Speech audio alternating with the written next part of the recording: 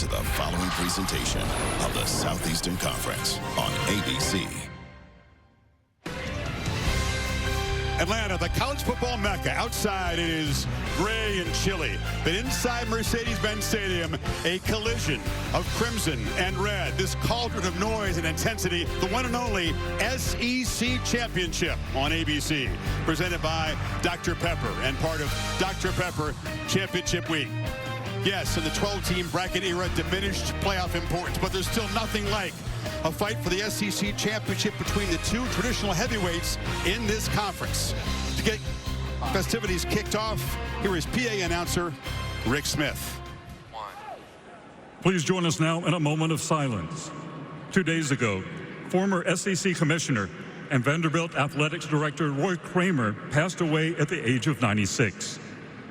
A pioneering leader who helped shape modern college sports, he launched the SEC football championship game and was the father of the Bowl Championship Series, the foundation for today's college football playoff. A man of resolve and integrity who worked tirelessly to uplift student athletes. Today, we remember Roy Kramer.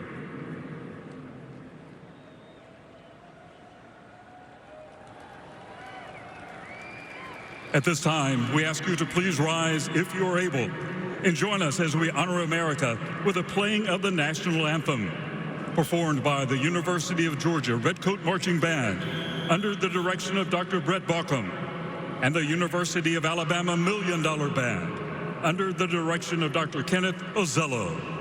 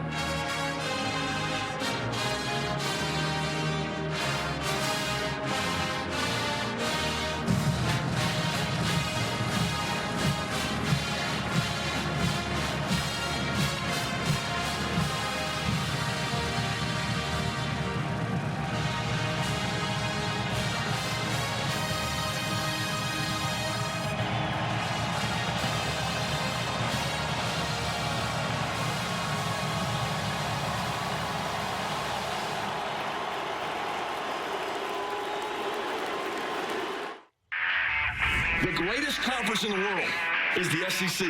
Adversity will come at some point. Give us some of that. We definitely have a lot of history. We're excited to get another shot. It's that time now. Give us some of that. If everybody is their best, nobody can stop us. Do your job right here. This is a ring game, so it means more. Let's go, man. That's what we come here to do. When the lights are brightest, we're at our best. Georgia, Alabama. I don't think getting better than that. This is a matchup everybody wants to see. It's going to be a dogfight. Come on! I got crimson time! And welcome to the original and still most intense conference championship game. This is the Coors Light kickoff from Mercedes-Benz Stadium. Georgia and Alabama about 11 minutes away from kicking off to decide the conference championship for 2025. Our pleasure to bring it to you, Chris Fowler and Kirk Herbstreit. They like to say down here, it just means more. When it comes to this game, you can demand that it still means a lot, even though Georgia's a playoff lock and Alabama virtually is a playoff lock. Yeah, just talking to Coach Saban this week and even this morning on College Game Day about, Coach, this new era, the CFP. Tell me about this. He's like, this still is the game. Whether you talk to Kirby, Kalen DeBoer, all these fans in this stadium, the entire region, they point to this game still, and I can't wait to see these two brands going head-to-head. Winner might get a bye, right? That's important. Yeah. Teams are beat up. It was 10 weeks ago in Athens, Georgia. The Ty Simpson and the Crimson Tide got off to an amazing start. 2 14-play drives to build the lead here. They couldn't miss on third down. The defense came up big in the second half, and Alabama, after a disappointing season-opening loss at FSU, made a big statement. Yeah, I think this is a turning point game for Ty Simpson, for Alabama, to go into Athens against Kirby Smart and to get out of there with a win. I think it was a springboard, take a little souvenir with the hedges there, and I just think this is a confident team. I think Ty Simpson changed because of the third down execution that you mentioned. He was so decisive, so confident, and I'm going to see if he can get that going again against a defense from Georgia that is determined to slow him down and get out of his rhythm that he was in that night. Have to do it without Jam Miller, the top running back, injured in the Iron Bowl, that game-winning drive. He's a security blanket for any quarterback in pass protection. Kirk, other guys will have to step up because Georgia figures to change something from that first matchup and be a lot more aggressive. For the Dogs and Gunnar Stockton, well, they played in this game a year ago. It's 5th straight time. And Stockton, after Carson Beck left with an elbow injury, came on and sparked his team against Texas in the second half. Took this shot that we'll never forget. This shot will live forever right here. Boom. Off goes the helmet. He goes to the sidelines. They win the game with Etienne's touchdown run in overtime. Yeah, we didn't know a whole lot about him at that point, but obviously after getting a win, that created some confidence with the team around him. They really rallied around him. And here he is getting ready tonight to get into the SEC championship game in his first year as a starter, something he's dreamt about his entire life. I'll tell you, we've had him a lot this year. It's amazing how much he's improved. He and Mike Bobo as the play caller. This offense has really evolved. Balanced attack. They want to run the football, but his ability to make plays with his legs will be essential tonight. Kirk, focus always here on the line of scrimmage, but Drew Bobo, their stalwart center, the veteran, out injured. It's been a struggle for Georgia's offensive line with continuity all season, but just when they were getting right, Bobo got hurt. Big challenge. That was the one mainstay, was him right in the middle, so him being down's a big deal. Coors Light chill performance gives you a thumbnail. Georgia has lost all 4 times they face Alabama here in the SEC championship game. They've lost 10 of 11 head-to-head, and Alabama has won 17 in a row in the city of Atlanta. All the legends, the legacies on both sides. We cannot wait for this one. You've been watching the Coors Light Kickoff. Back in Atlanta after this short break. Kickoff closing in, the Dogs and the Tide.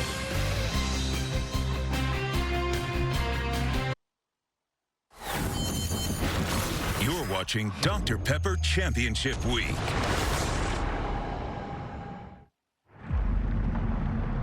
Glory isn't a place you arrive at.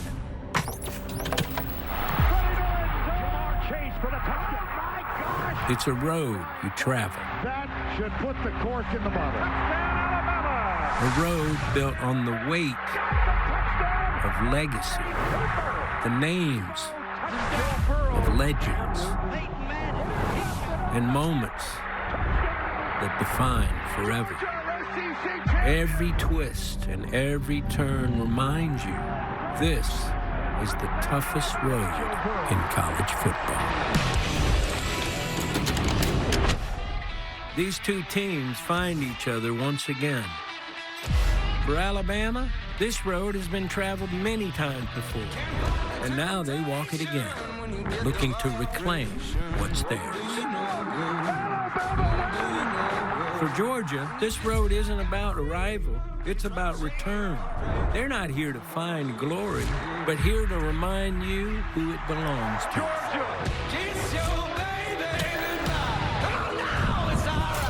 Both these teams have so much pride, and they want to be the big dog.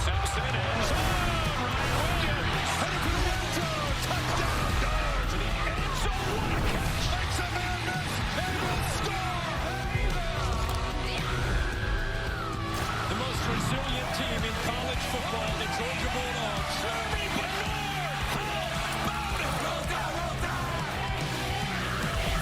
It's a long road to glory, but down here, the long road, well, it's the only road worth taking. Look at this kick.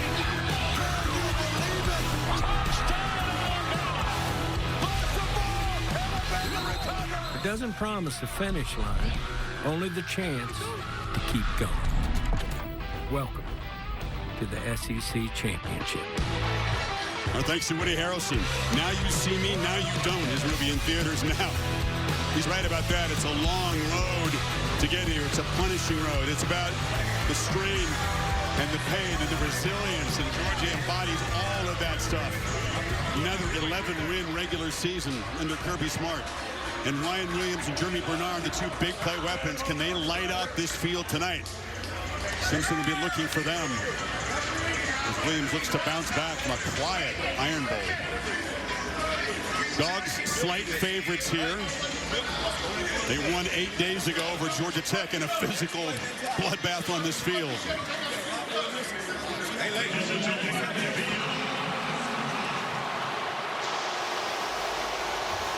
It's Alabama who actually comes out first.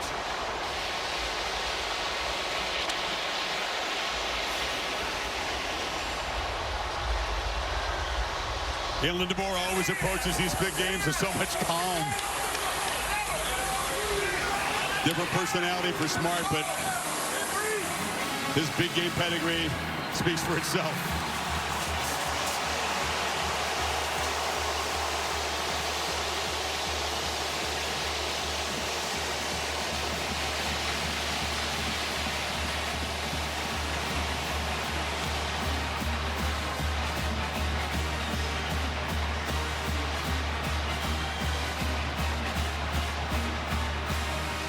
As intense as the regular season is in this conference week in, week out, it reaches a different level for this championship game. Yeah, totally agree. It's a different kind of juice, different kind of energy. You could feel it around the building the last day or two, and of course, especially now as we get ready for the coin flip and get ready to get this game started.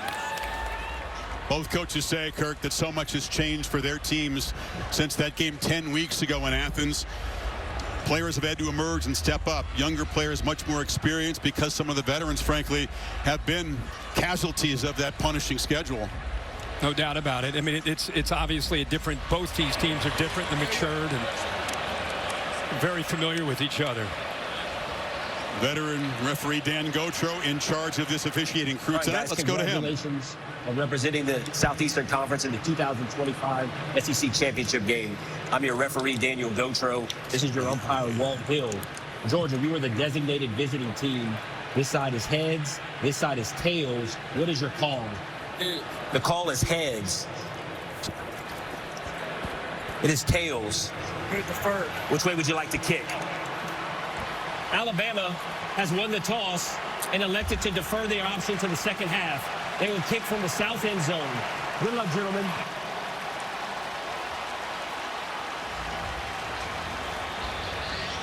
So we'll see this Georgia offense out first against the Crimson Tide defense. It's great to have both Holly Rowe and Laura Rutledge on the sidelines tonight. Let's go to Laura with Kirby Smart. All right, thank you, Chris. We're waiting on Kirby. He's right here. We're going to grab him. And, Coach, this game last season, you saw Gunnar Stockton thrust into action. He's still able to win the game. What's important for his success tonight, though? Well, a run game's important for it, him to get in rhythm, the other guys to play well around him. And Drew Bobo, your starting center, is out for this one. How does that affect the offensive operation? Well, those two got to work well together, Malachi and him. They've worked games together. I'm excited to see them go play. All right, thank you, Kirby. Thank you. Go Dogs. And Malachi Tolliver will get the opportunity as the starting center. They've spent a ton of time this week in preparation, going over the snaps and cranking up the crowd noise. We'll keep an eye on that tonight. Let's go to Holly Rowe with Kalen DeBoer. Well, Coach, this is your first SEC championship appearance. What's it like running out here with your team right now? Yeah, something you never take for granted. You know how much work it took to get to this spot. I'm excited to watch our guys play. Your two running backs are out right now. How will your young running backs not only successfully run the ball, but protect your quarterback, Ty Simpson, in pass pro? Well, they're actually a little bit different, all of them. And so, they'll get their opportunities. I'm excited to go let them see them play. Thank you so much, Coach. We're talking about Jam Miller being out. Well, Daniel Hill will get an opportunity. He's just a sophomore, and behind him, A.K. Deere, a freshman. Coach said if they don't pass protect well, they can use the tight ends at times. But both tight ends are freshmen, too, so young players will have to step up tonight for Alabama. Thank you, Holly. Josh Cuevas remains out. Georgia football first. And right away, all eyes, Kirk, in that center position. Malachi Tolliver, it's the snap piece of it, and it's also holding up against this defensive front. Connor Talty to boot it away. Typically, his kicks are not returned, and this one will not be either. because across the line, big number 96, Tim Keenan, has got his eyes on the quarterback. Yeah, he's a big, experienced nose guard, and he's going to give Malachi Tolliver all he can handle. I don't think it's just matching up against big 96, who's over 320 pounds, but it's the communication. What will Georgia do to help Tolliver in the middle? Look at the big man there ready to roll. Be interesting to see the pre to post snap movement by this defensive line and how it affects the communication.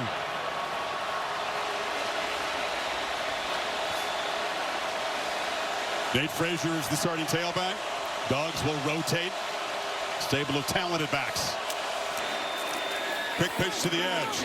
Zachariah Branch is the dominant weapon of this team, and the speedster rips off a big gain.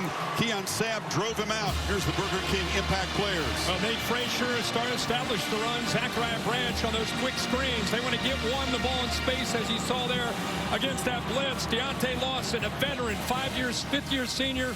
Really one of the glue to this defense is number 0, and then Bray Hubbard on the back end. They're going to get aggressive, try to blitz, see what they can do on Gunnar Stockton on early downs, especially first and second.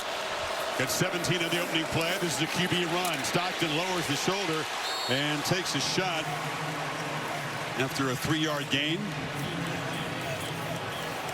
You're going to see a mix of a lot of different looks early from Mike Bobo, the offensive coordinator and play caller from Georgia. I think one of the best in the country. Does a good job, especially early in the game. 12 personnel with 1 back, 2 backs. He'll give you a lot of different looks, see how you react, and then make his plan from there. Cash Jones, typically the 3rd down back, in on this 2nd and 7. It's Branch in motion. He's got it again on the edge. He's got some blockers, gets the outside, but the Tide do a good job stringing out. There's a flag down. Zabian Brown made the play. This is going to be on the Dogs. That's Dylan Bell in a hole. Holding offense, number 86. 10-yard penalty from the previous spot. Remains 2nd down. Intent on stretching the field with Branch early on, aren't they? Yeah, but the way they attacked him, that was Red Morgan 16 who created that. They saw Branch go in motion. They immediately responded, expecting. Look how hard he went at Dylan Bell. That all Dylan Bell could do is hold on for dear life because how aggressive 16 came up against that quick screen. We call him a prototype nickel, Morgan. He has really come on strong that second half of the season. What a great player. Now the Dogs face the 2nd and 17. Frazier hit and dropped behind the line. Flying through was Jordan Renaud. He's got to step up big. LT Overton, the starter, can't go tonight. Well, Chris, we just talked about it. Holly talked about it. Here's Tolliver in the middle. Watch this. Movement right there, quick movement. They kind of surprised him by slanting back, switching the gaps. Really good call there to test that by Kane Womack, the defensive coordinator, especially on 2nd long. Switching gaps from one side to the other side of the center, caught him off guard. Womack likes the matchup between his defensive line and Georgia's reshuffled O-line, that's for sure. 3rd and 20. Bama fans making noise as Stockton looks to escape the pocket. Long way to go. He's going to be knocked down from behind after a short gain by Yanze Pierre, and the Dogs will punt. Yeah, that's what they wanted. Of course, they had the holding call, which got Georgia behind the sticks, and then the tackle for loss got him to 3rd and long. All they had to do there is rush 3, drop 8. Big concern there. You just want to keep your eyes on Stockton. Anytime he gets to 3rd down, his legs are always a threat, but a good start there for Womack and the Crimson Tide defense. The finalist for the Ray Guy Award, which goes to the top punter, is Brett Thorson, 4-year starter. The Aussie to boot it away. Cole Adams back for Alabama, waves for a fair catch, and the Tide will begin their first possession from the 17-yard line. Ty Simpson off that game-winning drive, the 4th down completion of the Iron Bowl, starts his first SEC championship game.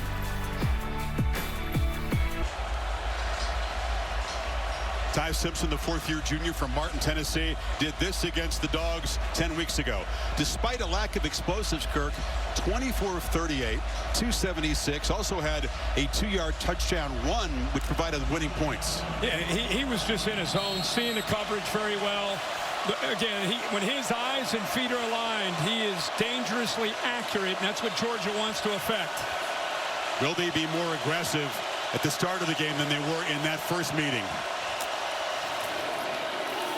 Handoff up the middle, and that is Daniel Hill is going to have to step up. He's a physical pounder with, again, Jam Miller out, Burger King impact players. He's 245 pounds as a back trying to get downhill. They'll try to get as much as they can when that running game. Jeremy Bernard is healthier. 5, keep an eye on him. They'll move him all over the place. C.J. Allen, what a career. Just there's always that middle linebacker that's the enforcer. That's number 3. And then Dalen Everett, veteran 3-year starter, is going to have to hold up on islands when they play man-to-man. Lots of shifting on Alabama's side. Georgia reacting to it. Typical chess match when these teams collide. Bernard comes in motion. And again, they test the middle of that Dogs defense, and Hill plows forward. It'll be 3rd and about 2. Glenn Schumann is the defensive coordinator. His team's really been playing well the last 3 games especially, and Ryan Grubb is a play caller extraordinaire. Yeah, he's outstanding. Came back from the NFL, the Seahawks, for a year to join Kalen DeBoer. Glenn Schumann, you're right, Chris. This defense feels different than the last time we had them against Texas. I just feel like they're still maturing, getting more confident up front, able to stop the run, and they're rushing the quarterback a lot better the last 4 or 5 weeks. Here we go, Alabama on 3rd down. This was the story of the first meeting. They need just 3. Latsir Brooks has the handoff. Dogs close in, and they'll drop him for a loss. Ellis Robinson got there in a hurry, and no 3rd down conversion for the Tide to open this game. Wow, what a job by Ellis Robinson out here on the outside. Waits, nobody picks him up. Easy to come up and run support. Love to see that from the corner. He's known for his ability to cover a 5-star, but there showing the physicality and run support. Nobody blocked him, set the edge, tackle for a loss. Robinson really coming on strong, showing why he was the top defensive back recruit a couple of years ago. Blake Dowd on to punt it away. And Zachariah Branch makes the fair catch at the 30. 44-yard punt. Tough sledding for the offense as the early going here in Atlanta. Georgia's 2nd possession when you come back. Great tradition of this championship game. Starting center for Georgia, Malachi Tolliver with a tough task here, but Bobo is operating as a coach on the sideline, talking to Tolliver throughout any opportunity he can get, and joining Stacy Searles and recommending that they get set quicker as an O-line. So don't stand up and wait around, get set, and then you'll be more ready to go based on what this Alabama defense is doing. What they're doing right now, Kirk, is showing a lot of pressure, just standing up. They actually back out and rush only 3. Stockton underneath delivers a pass, and Nate Frazier takes a huge hit from Damani Jackson. Well, I think Kane Womack is trying to hurry up the clock on Gunnar Stockton on these early down blitzes. This time they show pressure, end up dropping, sitting back in zone. He's a little bit confused. He tries to check it down, but there's Alabama defenders. This is Damani Jackson, like you said, Chris. But right now, a clear effort to affect the new center, Tolliver, but also, I think, come after Gunnar Stockton to hurry him up.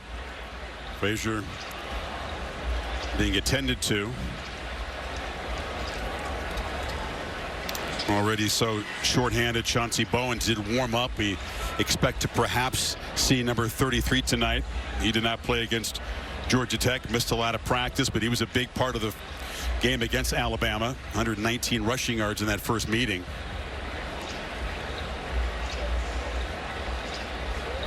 Frazier, though, far and away the leading rusher. Yeah, especially football team. Second half of the season, he's kind of become the workhorse, especially with Bowen's last few weeks dinged up. A big shot to the midsection delivered by Damani Jackson, a guy who's perhaps extra inspired tonight because he was burned in the first game against Georgia. He got beaten deep by Colby Young. He also was out of place on a couple of runs and really did not play well at all at corner for Alabama in that first game. That's right. And Frazier is up, walking off.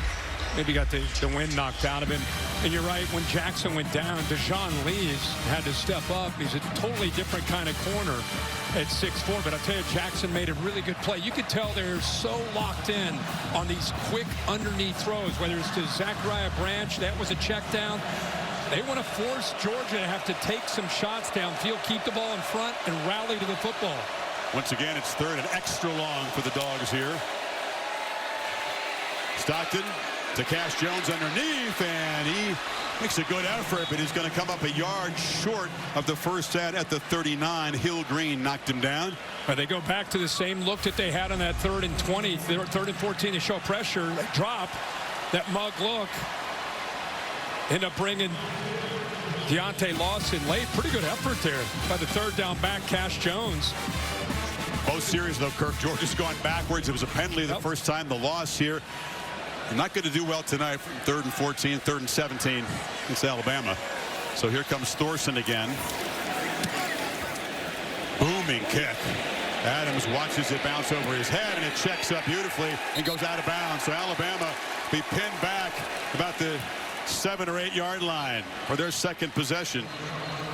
Dogs not doing anything on offense, but controlling field position. Well, the moment almost at hand, noon Eastern time, the exclusive reveal of the final CFP rankings. And, of course, the 12-team bracket will be positioned. Alabama virtually in. Georgia 99.9 to get in. BYU losing the Big 12 championship game to Texas Tech. And it gives us 4 first-round games on campuses the night of the 19th, and then a triple header on December 20th. If you're a Miami and Notre Dame fan, you're hoping for an Alabama loss. Pass across the middle, and quickly getting first down yardage is Isaiah Horton, coming off that hat trick of touchdowns in the Iron Bowl. Yeah, we were there. He had a huge game, did a really nice job, played with great intensity. Good job that time by Simpson, getting back, finding his primary target, and getting the ball out quickly. Going a little tempo now. Hill picks his way and is knocked down after about a yard and a half there by Xavier McLeod. Parker Brailsford in the middle of that offensive line. We've talked so much about the center on the other side, Malachi Tolliver, who stepped in. Good to see. The game we had at the Iron Bowl last week, Brailsford was just playing through pain. They really didn't know if he's going to be able to go, but he's had a great week this week. Said it's the best he's looked and felt in weeks, so it's good to see him in the middle. Yeah, they said he was just a warrior to get through the Iron Bowl, playing through pain. Two-back look. That's Bernard to the left of Simpson. And they fake it to him, and getting met in the hole and driven back. Gabe Harris colliding with Simpson. He'll lose a yard. This is the importance of being able to stay as far as the effort on the backside. Here he is right here. We just talked about Brailsford. He locks up there on Gabe Harris, but Harris with the hustle and pursuit on the backside doesn't give up on the play. There's nowhere to go because of what Harris does there with that effort. Sometimes guys on the backside, they'll see the ball going the other way. They'll maybe go a step or two slower. It gives the quarterback some room or a back to check it and cut it back. But with the effort and hustle there by Harris, nowhere to go. 3rd and 9. Dogs bring pressure. Simpson across the middle. It's incomplete. Bernard was in a crossing route, but it was a tight window. K.J. Bolden was in coverage, and another 3 and out for Alabama. Actually, they did get 1 first down of the series. Yeah, Chris, this is why we were so impressed with what they did in Athens. Look at this offensive line. I mean, look at the movement, the twist, the pressure. There's a lot going on in front of Ty Simpson, and his eyes need to be laser focused beyond that towards the line, towards the coverage, but good tight man-to-man coverage by the Bulldogs once again. Don't look away with punts and field goals. Special teams plays. There's a rich history in the SEC championship game. Right on cue. Georgia with the block. Bouncing around and fielded inside the 25. Kirby Smart had a feeling a special teams play would come into play tonight. And getting his hand on it was Cole's spear. They overload the left side of the Alabama offensive line. And like you said, Chris, right on cue. Good call. He comes clean. Nobody touched him. Heck of a job there to just take it right off the foot of the punter. Look at that. They had a couple guys there on that left side. He's able to come through. Kirby 17-0 when he blocks the kick. Can the offense take advantage of great field position at the Bama 21? They blocked a punt way back in August against Marshall in the opener. This is a much more significant block as they're set up on the edge of the red zone here. Frazier Makes a cut inside, and Frazier, good to see him back up and healthy after the big shot. Plows inside the 10, first and goal, picked up 14. But they went 13 personnel. They got a great tight end room. Look at all three of these guys. Sometimes they'll use that as a decoy. This time they run a counter play, set the edge there with Lucky, pulling the backside guard there. The freshman, Dontrell Glover, and that opened up a good, tough running there by Frazier.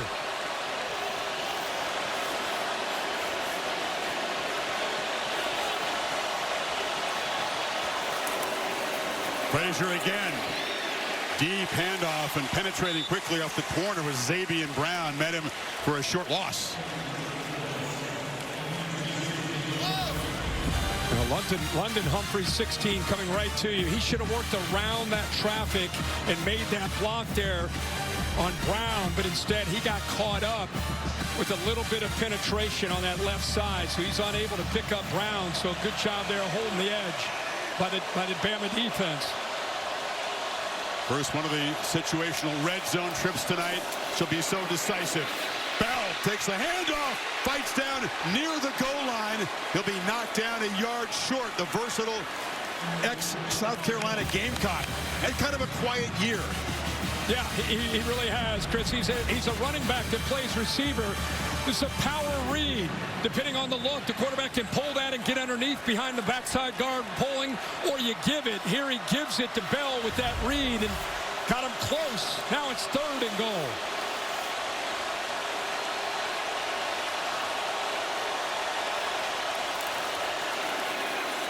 They fake it to McCray. Ends out there, touchdown! Georgia strikes first off the block punt. Roderick Robinson.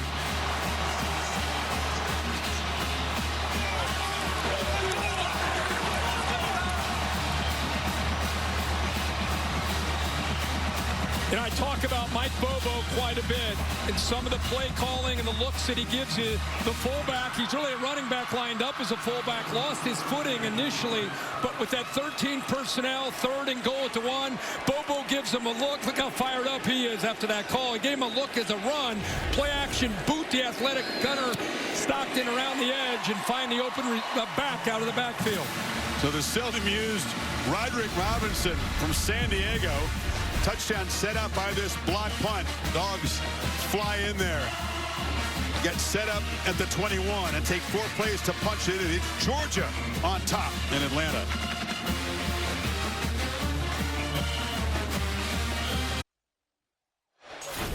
Luda got the crowd going earlier today. The T-Mobile SEC Championship concert. I can't lose with 22. Yeah, that's what's up. Running in the back, so what? Better than the aqueduct. Hands up, hands up, hands up, hands up. Welcome to Atlanta where the players play. We ride on them things like big beats, hit streets, see gangsters roaming. Parties on South Hill. Welcome to Atlanta where the players play. We ride on them things like every day. Big beats, hit streets, see gangsters roaming. Parties don't stop till. Parties don't stop till 8 in the morning. Atlanta's own Ludacris. Atlanta, where Alabama believes they're the kings of the town. 17 straight wins here, but down 7 early as Georgia gets the block punt, and the first career reception for Roderick Robinson is a 1-yard touchdown. Here's Cole Spira, guy who's kind of a special teams specialist. Yeah. I mean, a couple guys you just don't see a lot of times making plays, but what an effort there. But look at this. Robinson has 12 snaps all year. They line him. He's a running back lined up as a fullback. Completely surprises the Alabama defense that he's in the game and lined up at fullback of all spots, and he's able to sneak out virtually unnoticed. They're out into the flat, so another brilliant call by Mike Bobo, and they get their first touchdown off of that punt. One of the guys having to step up with Miller out is A.K. Deere, number 0, the true freshman tailback. He's got the ball, and Deere, who was a freshman out of Mississippi, met by Raylan Wilson. Short gain. It's interesting to watch them trying to establish the run. You know, I mean, that has not been a strength of theirs all year. 70% of the time, they throw the football. They're a team that'll just kind of remind you that their run game is there. But with their top 2 backs down, especially Jam Miller, here early, they're trying to establish it into the interior with the, trying to win that line of scrimmage. Tough to do against Georgia. Simpson has a clean pocket. Hill underneath. Spun down immediately. Short gain of 4. And tackle made by Chris Cole. Another third down for the Tide coming up. They'll need 4. They're rotating Cole in there. Remember, C.J. Allen's been in and out. He's coming back onto the field now. I think that's the difference with Georgia from where they were early in the year when they played Alabama to now. More depth at the linebacker spots, more depth up front, able to rotate and not drop off as much. See if Glenn Schumann dials up some pressure here on this third down. Tied up to that phenomenal start in the first meeting in Athens. 0 for 2 so far tonight. Bernard in the backfield along with Caleb Edwards, the tight end. Pressure comes. Simpson gets it out, and it's Ryan Williams who makes the catch and is still going. Number 2 is loose and will just tap dance out of bounds in Georgia territory. He caught the ball in traffic and evaded the tackle of Danilo Jones. Big game. Well, we wondered last week where he is. In this time, you see how they use that motion. Now you create a favorable matchup. You get him to the inside there against Jones. This is what he does. It's the yards after the catch. Great route. Little whirly route back to the inside, then back outside, and then even though he's not the biggest guy, about 178 pounds, boy, is he lethal with the ball in his hands. Georgia fans don't want to see Williams catching the ball and spinning. That's what created that touchdown a year ago that beat him in the regular season. Simpson, deep drop on first down, downfield throw to Horton. It's incomplete. Went up high to get it. He was well defended by Ellis Robinson. Boy, Ellis Robinson, we saw that big play he made in run support. This is really what he's known for. Wondering if he got a hand on his football. He kind of worked through it. I think that just kind of came off of Horton's hands.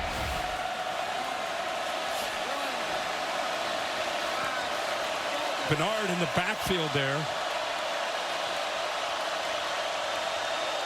Wasn't able to play a huge role in the Iron Bowl, but has gotten much healthier in the ensuing week. Simpson looking for him across the middle, but he can't escape. Georgia looking for him, too. Ja'Cory Thomas all over number 5, a 4-yard gain. Yeah, they blitzed Raylan Wilson, so created a one-on-one matchup. Here he is in the backfield. The blitz comes from here, so now you got a matchup with the safety, which is exactly what Ryan Grubb would love to see. A little angle route, very close to being able to pull away there from Ja'Cory Thomas, but a heck of a tackle in space. Otherwise, he's off and running. He doesn't make that play. Needs 6 on this third down. Bernard motions over, 3 receivers stacked to the right.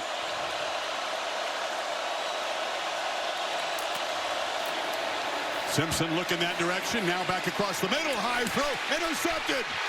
Picked off, Dalen Everett for the Dogs with a stiff arm. Takes it back into Alabama territory. A flag down at the end of the play. But the Dogs with the first takeaway.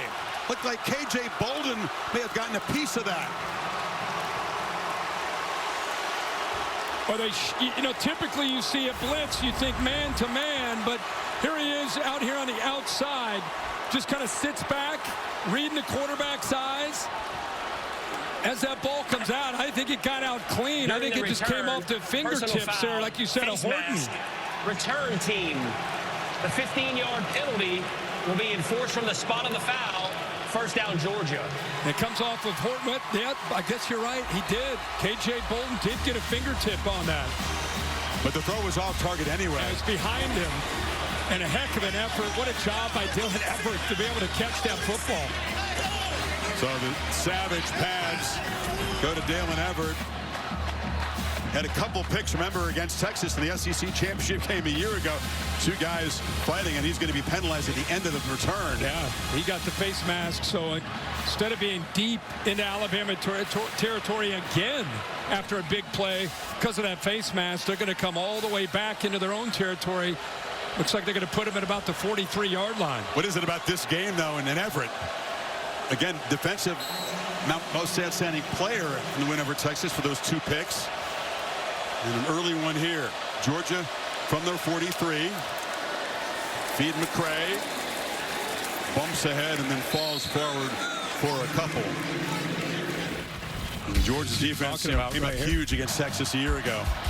Boy, he's been such a good player for so many years in Athens. Has great size, 6'1", 190. You're right.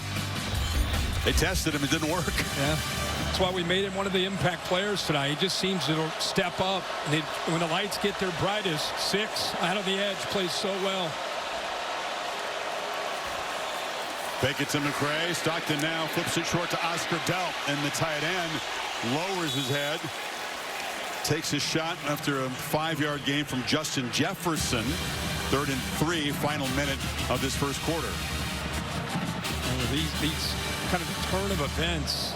Bama's defense put in some very tough situations. Tempo Kirk here on 3rd down. Delp out there on the edge, and Stockton diving, and it's a first down. So Stockton with the short scrambles can just frustrate a defense, and the Dogs in Bama territory as we'll begin the second quarter with Georgia up 7-0. And whether it's design run or just there creating with the scramble, you know, that's what they do a good job of. And I think Gunnar Stockton that time, he just felt it, saw that the linebackers cleared out, knew that he could get the first down and didn't hesitate, took the yards while he could get them. So a block punt sets up a short touchdown drive. And then the first takeaway of this game has Georgia in business in Bama territory beginning the second quarter. Back after this message, and we're from your local ABC station. You're watching the SEC Championship on ABC.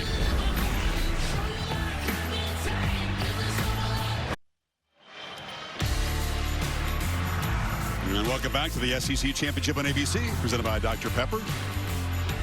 First quarter leads have not been decisive at all in previous Bama-Georgia games for the championship. Kirby Smart has lost 3 times after leading Alabama in the first quarter. It's a long way to go here. And the handoff to Frazier.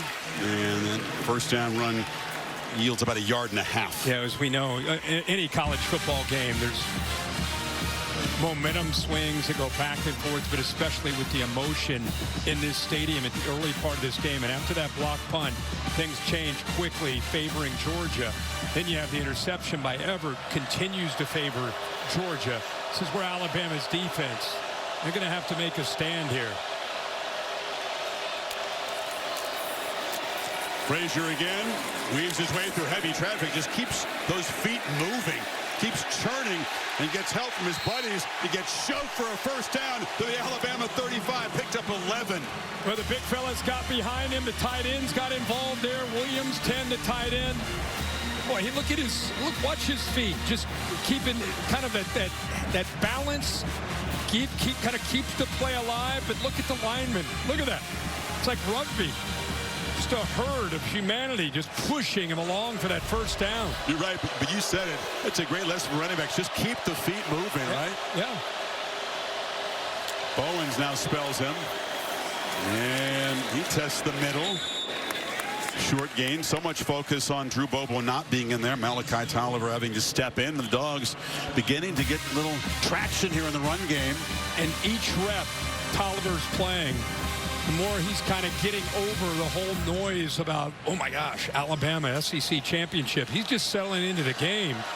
And I think the guards around him, the experience around him, Gunnar Stockton, everybody helping out with an inexperienced center.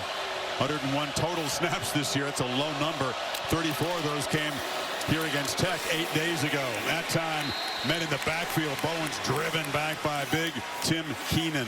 But right on cue, right when we talk about what a great job he's doing, Keenan's here. Whoops. Keenan's right here. And watch him move off of that block and able to kind of wrap him up. Boy, he moves so well for a big guy. Kind of had to earn his keep. So much depth when he was early in his career in Tuscaloosa. So many talented players. Instead of leaving, he just kind of worked his way through the scout team and eventually, last few years, become a big part of the Crimson Tide line of scrimmage. Stockton running all the way. Jones is a lead blocker. And Stockton muscling down near the marker at the 25. You're right, though. The juice in Georgia since that block punt significant jump. Oh, yeah, 100%. And when you have a quarterback like Gunnar Stockton, they do such a good job having the +1, meaning one extra blocker, because he runs the football. And there's, again, this time you see Cash Jones with the push there to get him forward. Going for it on 4th down, 2 big backs, McCray and Frazier in the game. Now they motion around. Stockton under center. Tackle over on the right side. They're going heavy right. Sneak and a 1st down. So they convert on 4th. And that looked pretty simple. Look at this. Because they moved Freeling over, look at the defense. Look how they responded to the tackle over. Look at the gap over here. Very good job of kind of seeing how the defense responded to the tackle over. They went heavy themselves to cheat that way as a defense, so Gunnar Stockton went the other way. Delp crashing down to create the space. 10th play of this drive.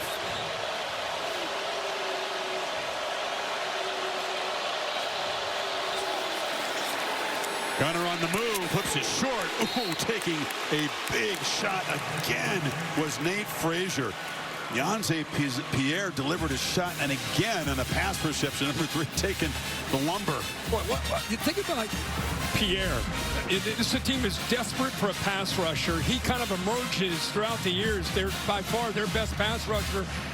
And now you see his versatility. You drop him, he shows pressure, then you drop him out in the flat. He's able to make a play out in space like that.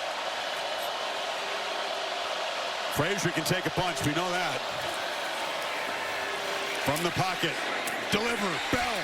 Down the middle, Dylan Bell stretches to the 4. Dogs on the doorstep.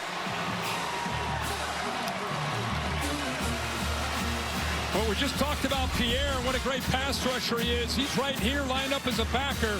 Watch Gunnar Stockton, looks left, comes back, and right between Pierre, he kind of moves him with his eyes. And Lawson, nice window, puts it right on a line to Dylan Bell. We talked about Bell's skills. He can run after the catch. Does a great job there inside the 5. Dogs with 3 tight ends. Alabama making late changes in personnel for this 1st and goal play.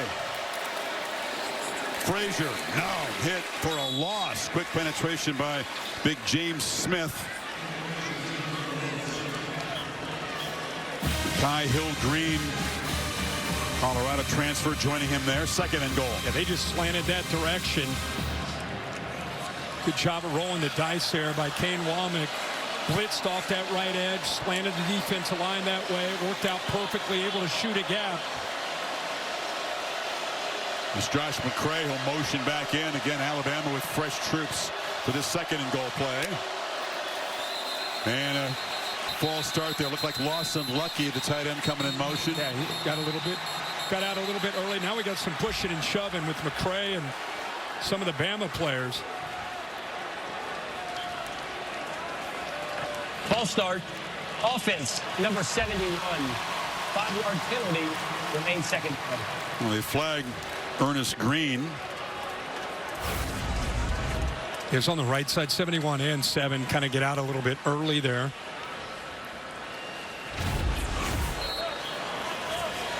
Bama has 13 total plays.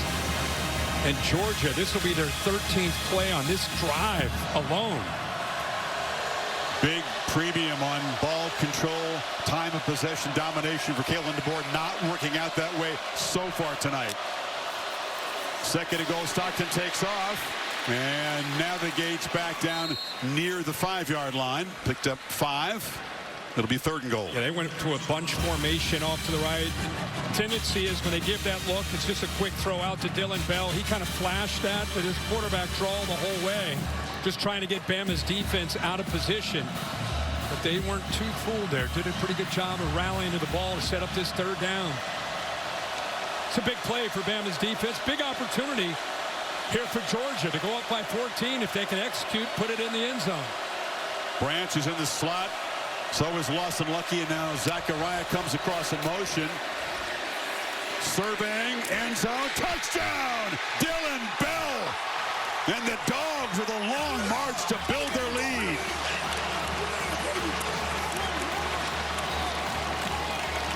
Dylan Bell, a big part of that drive. Boy, they got a matchup that they love to see. Dylan Bell is lined up right here in a condensed formation. And he's got a two-way because of where he's lined up. He's lined up against the safety and go left or right. Gives him just enough of a head fake there at the top of that route. Works to the inside. And how about the accurate throw by Gunnar Stockton? Talked about the quiet year for Bell. Just one regular season touchdown and 23 catches. Had 2 big catches on that drive, the 19-yarder and then the touchdown pass, all set up by the interception by Dalen Everett. So Ty Simpson, not nearly the efficient start that he had in the first meeting between the Dogs. Now they have to come from 2 touchdowns behind midway second quarter.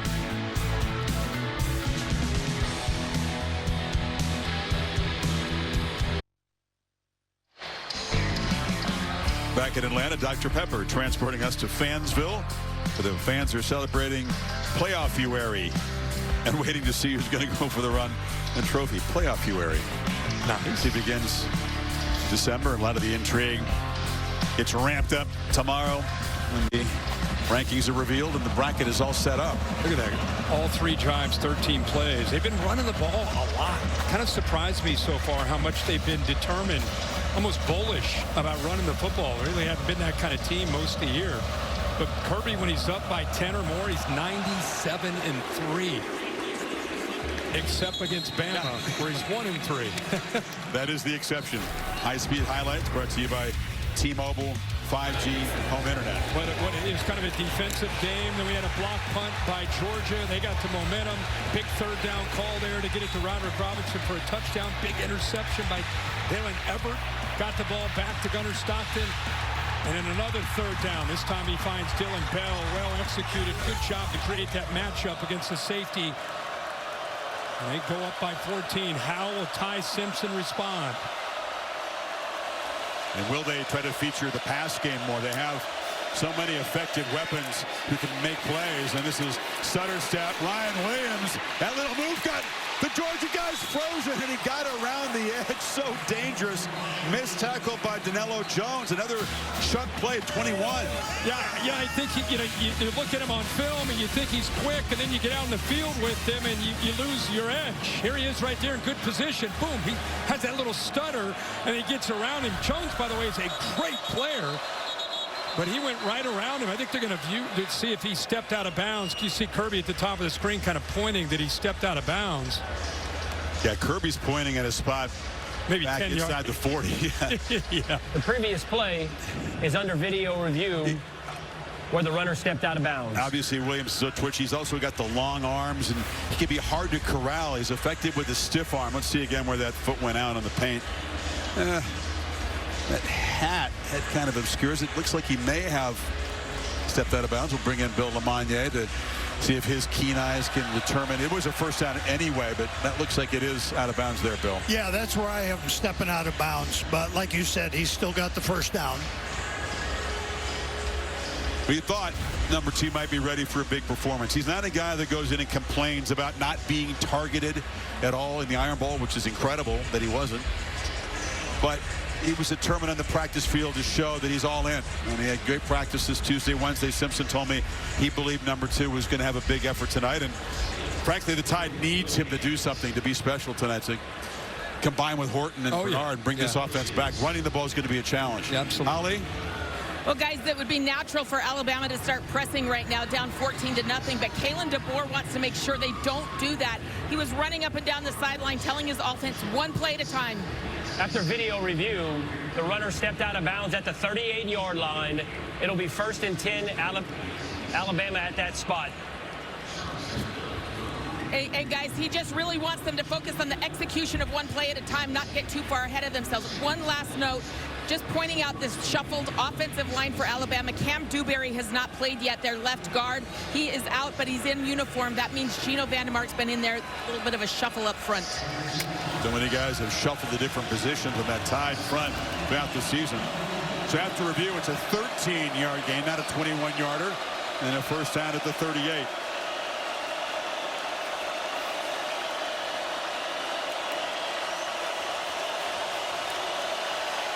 Two on the play clock. Just get it off. Simpson trying to buy time on the edge. Has to just throw it away. Nobody open early. It's such a different feel than the game in Athens where Alabama was dictating things as an offense. They would get the third down. They hit their first 8 third downs. They protected. They ran crisp routes. They had separation. Back then, Ty Simpson, he was getting the ball out accurately. They're just not quite in sync yet against a much improved Georgia defense.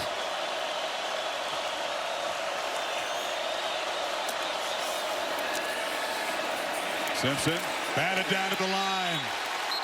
Reaching up and swatting that away was Pentavious Johnson. 3rd and 10. Yeah, what's the difference, right? I mean, what's the difference? I think the difference is they're better up front. They're more physical against the run. They're rushing the quarterback better these last few weeks. There's 33 Johnson getting that left arm up to knock it away. And here we go again with another third down. They're 1 of 4 so far on third down. After starting 8 for 8 in that first meeting we talked about. Right. Let's hear Brooks hasn't been featured yet. He comes in motion. Simpson looking that way. A long throw. It's over the head of Brooks, who was well covered anyway. Pressure affected the throw one more time. Bama's going to punt one more time. They walk Zayden Walker up. He's such a great pass specialist right here, and then he works around. Really affects Simpson just by being in his face. You can in fact see Simpson fall off the throw because of that pressure from 10. Watch him fall off the throw. That affects his accuracy, but it was great coverage downfield anyway. Blake down. Had the previous punt blocked. Georgia peels back and sets up a return here for Branch, who steps up and waves for a fair catch at the 21. Sun sets in a chilly day in Atlanta. Inside Mercedes-Benz Stadium, it's the Dogs in control, 14-0.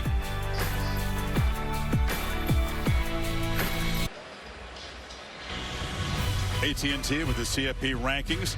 Texas Tech routs BYU, wins the Big 12, and in all likelihood secures a top 4 seed. 13 tackles for Jacob Rodriguez in that game. Yeah, what a great year he's had. BYU losing by 34-7. They already lost big to Texas Tech, so that's twice they've lost to Texas Tech.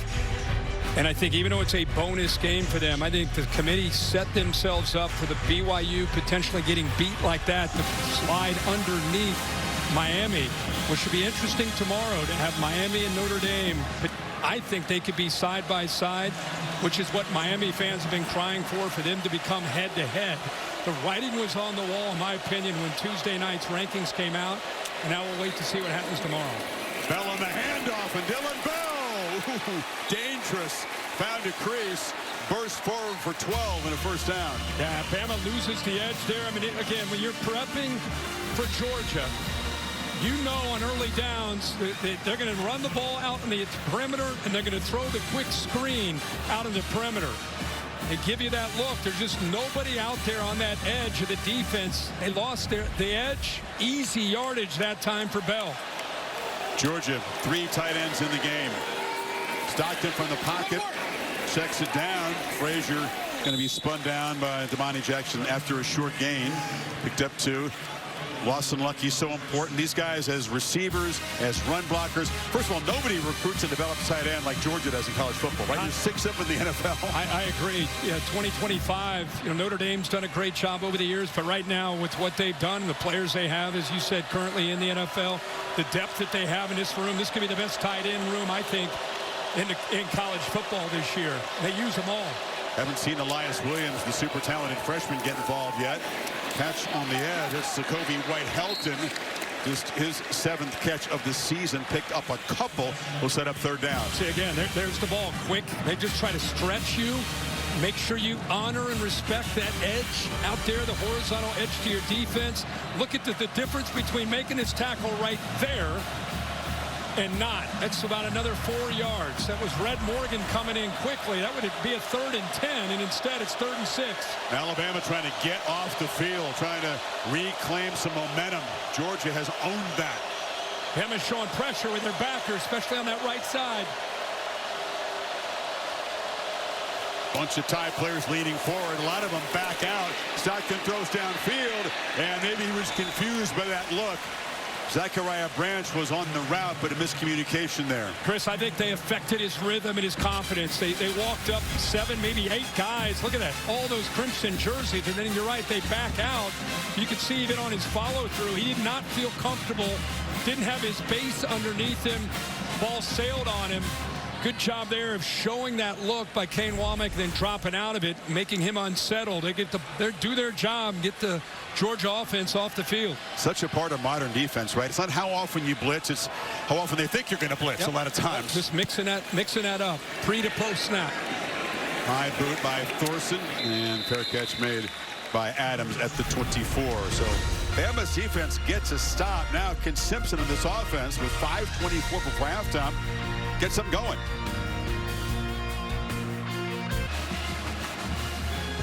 Who's going to be on target at halftime in those Dr. Pepper cans? Two students battling for life-changing grand prize of 100 grand in tuition from Dr. Pepper. Got to go chest pass. Just fire it. Boom, boom, boom. Gene Hackman and Hoosier. Pop it, pop it, pop it.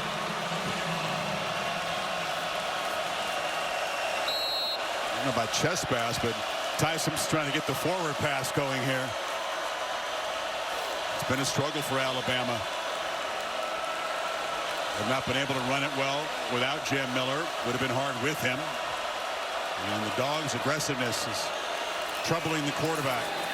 First down, they test the middle. A.K. Deere knocked down after about 2 yards. They continue to try to run the ball. Keep in mind, one thing Georgia likes to do, they like to keep Bolden 4 and Thomas 20 back as much as they can, especially in obvious passing situations. So if you have a too high safety look, what do you do against that? You got to run the football. Got to run the football into that look, or you got to hit the underneath pass and the crossing routes and get yards after the catch. See, they got 2 safeties back again. Tough to throw the ball downfield with that look. Williams in motion, has the handoff. Spin move. Ryan Williams still eludes people. He's got to jump in his step even more so than usual tonight. He's so dangerous. We saw that last year a lot. There's a great spin move there. It's still going to be short of the first down. They need to get something going here. First game of the season, 0 points in their first 4 drives. A punt, blocked punt, interception, another punt. Only need 2 on this third down. Feels important. Oh, it's a low throw. Daniel Hill was out there. You want to make it a much more accurate throw when it's a running back in the pattern. Simpson knows that one's on him. I think that anytime you see an easy throw like that low, quarterback short arms, he's just aiming the football. Instead of just getting back there, if he threw that 100 times, he could almost throw that with his eyes closed. But when you're forcing things and you're trying to be perfect, you start aiming. And I think that's what got him there on that 3rd and short. If he puts that on the money, it's an easy first down. Laura said, Kalen was telling his team, don't force it, don't force it. There's an example, Kirk, of pressing what you're talking about. It was an easy opportunity to get the drive going. Instead, Georgia has 3:59 to work with before halftime. 10 a.m. Eastern tomorrow, Sunday NFL countdown, and then Monday Night Football.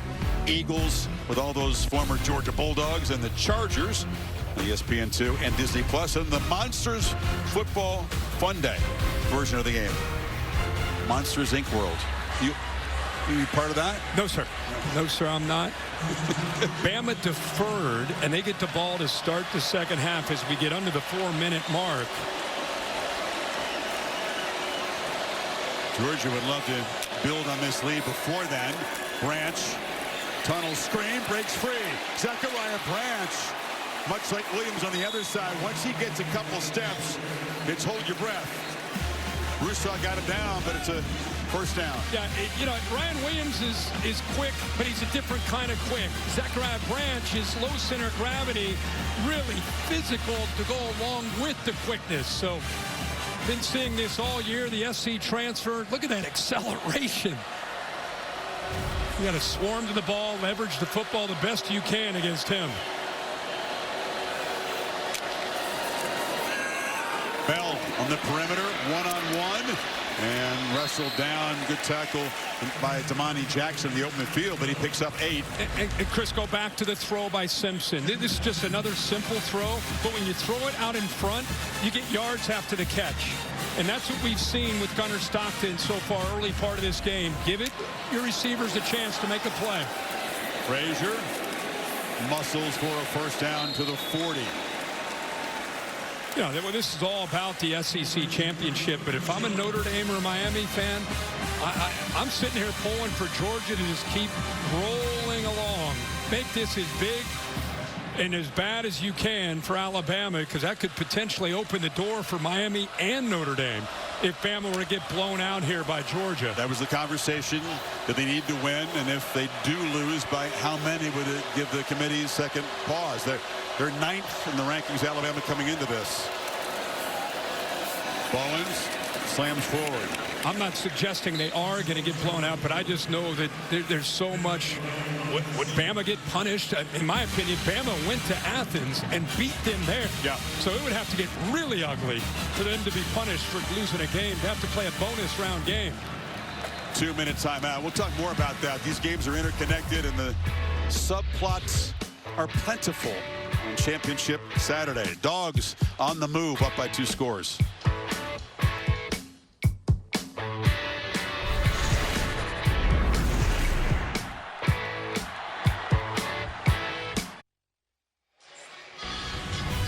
Everything under the watchful eye of the Baker's Dozen, the 13 members of the CFP Selection Committee. Watching in Greater Dallas and Grapevine on the hotel there. A lot of experience in that room. And, yeah, you know, you can win and reverse or remove all doubt if you're Alabama. If you lose, you may have to sweat. Stockton on the move. And he was running all the way. Ducks down after about 4-yard gain. Talked about the teams that are sort of on the bubble. Alabama at the moment 10-2. Same record for Notre Dame and Miami. Miami with the walk-off field goal to win the season opening game. And Notre Dame 10 straight wins since then. Yeah, Bama, the one thing that doesn't show that they beat 4 ranked teams in a row. Not just the best win at Georgia, but I think it's the amount of good wins that they have that's probably the best thing on their resume. It's better than anybody else at this point. So they just need to show a pulse here and start competing and get back into this game. Bowens is dragged down. It's not easy to tackle him in the open field, and that was a nice play by Justin Hill to drag him down short of the marker. Yeah, he's right on the inside right here, and then he works out. You're right, Chris. What a tough ask of him to be able to make this play without even making a horse collar, because he's chasing him down from behind. And he kept him short of the first down marker. With the strength it takes to do that. Bowens is a big 225-pounder. Creates a 4th and short here. Timeout on the field decision for Kirby Smart. Do you trust your offensive line and try to keep the football with 1:09 to go, or do you risk Alabama getting a stop in the football in midfield? And it sounds great to always say the analytics say to go for it. You want to be aggressive in today's day and age, but they're in complete control of this game. It would make more sense to me to punt it away just to be safe, because if they bow up and stop you, you're giving them not just a ball at midfield with 1:09 to go, you're giving them some momentum before the half. And that's the choice Smart has made, sending Thorson out to punt. A lot of respect for the interior of that Alabama defense. Here we go. They run the offense out there. Let's see if they actually run a play. Of course, Bama's going to call a timeout. They'll call a timeout, won't they? Now they gave him time, obviously, to make the switch. Here comes the sneak. Notre Dame got Georgia on this in the playoffs game a year ago. Kirby Smart has tried to work it on opponents, and the timeout will be taken by Georgia. Well, they tried to confuse Alabama, maybe get DeBoer to spend a timeout. It's Kane Womack, the defensive coordinator, proud of his guys for hustling back. Expect the unexpected as you prep. And, you know, they did a good job of not taking their helmets off, going over to get some water. It's a good job of being ready to respond to this. And keep in mind, because of the substitutions, obviously, you'll see the umpire, they're going to step over top of the ball. Alabama has enough time to get all 11 guys out there, to get everybody lined up. And that's the reaction from the defensive coordinator. You know, they tried to get us and we wouldn't bite. That's basically what he was saying if you read his lips. But now they're going to bring their Gunnar Stockton's going to come out. I mean, Kirby Smart's going to get aggressive here on 4th and a half a yard.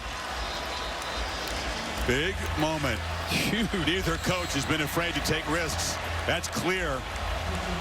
Can Bama somehow get a stop, take over in midfield, or the Dogs trying to add to this lead? That's Delp who comes in motion. Handoff, McCray, the 240-pounder, plows forward, makes it with ease. First down, Dogs.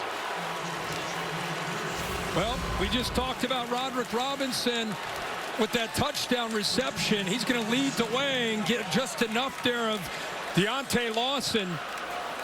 Got aggressive, trusted that offensive line. Keep in mind, you got a backup center in Tolliver, 2 freshman guards, and they get it. 50 seconds and a half. Ball batted in the air and falls incomplete. Looked like Hill Green got a piece of that pass. Yeah, he came off the blitz from the second level.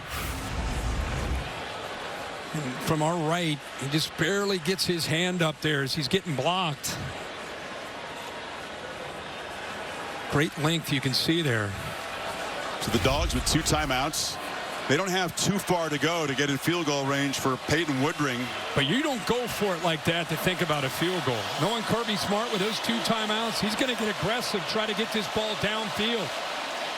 Good point. Let's see if he does here. They hand it off to Cash Jones off the left side. He's knocked down. Not a terribly aggressive call. Justin Hill made the stop. And for now, Smart saving the timeouts. You got quick throws to Branch on that left side. Yeah, they're not at field goal range now, Kirk. No. Pressure comes. Stockton has to throw it away. And they may have squandered an opportunity. Jordan Renaud got there. And Alabama. Chris, I don't know if he got outside of the tackle box. See if he did. Quarterback was outside the tackle box. Okay. And the ball crossed the line of scrimmage. Yeah, that was what, there was a reaction from Alabama thinking, hey, did he get out? You know, Gunnar Stockton looked that way, but still seemed somewhat surprised by Bray Hubbard on that blitz. Womack doesn't think he got outside of the box, but they've moved on. They've been right on the edge with that. If you're on the edge with it, you're going to give the quarterback the benefit of the doubt. Either way, it's 4th down and Thorson on the punt. I tell you, they were not terribly aggressive as we thought they might be. I thought they really would attack. They go for it on 4th down and then really don't kind of sat on it there. Kirby questioned a bit for some clock management at the end of the Georgia Tech game here 8 days ago. Weren't terribly aggressive trying to add to the lead that time. Played a little slow.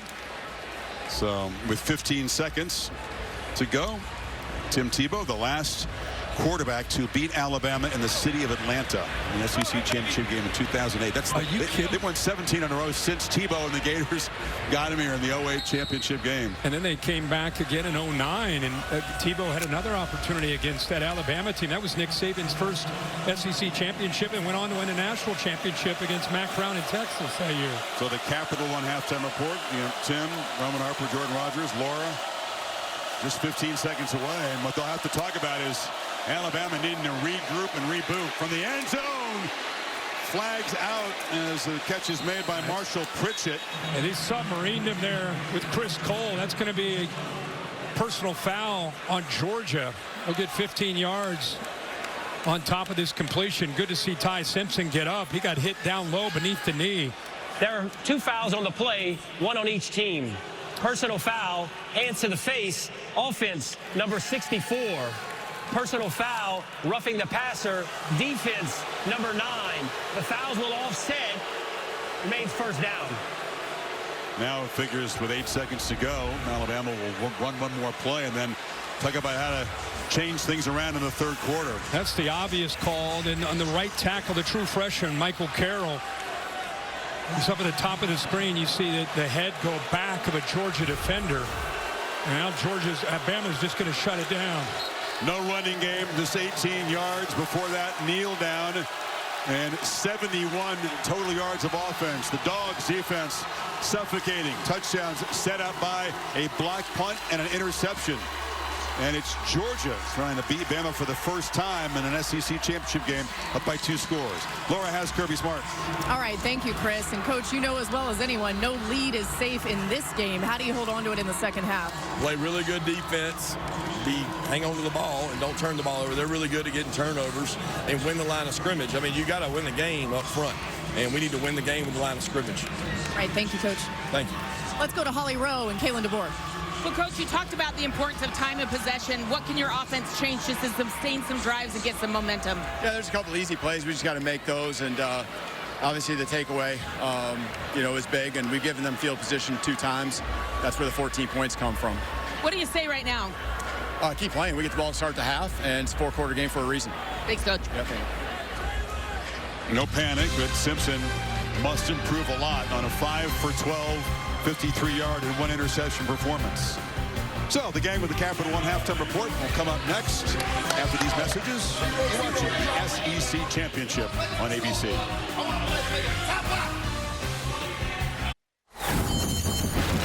You're watching Dr. Pepper Championship Week.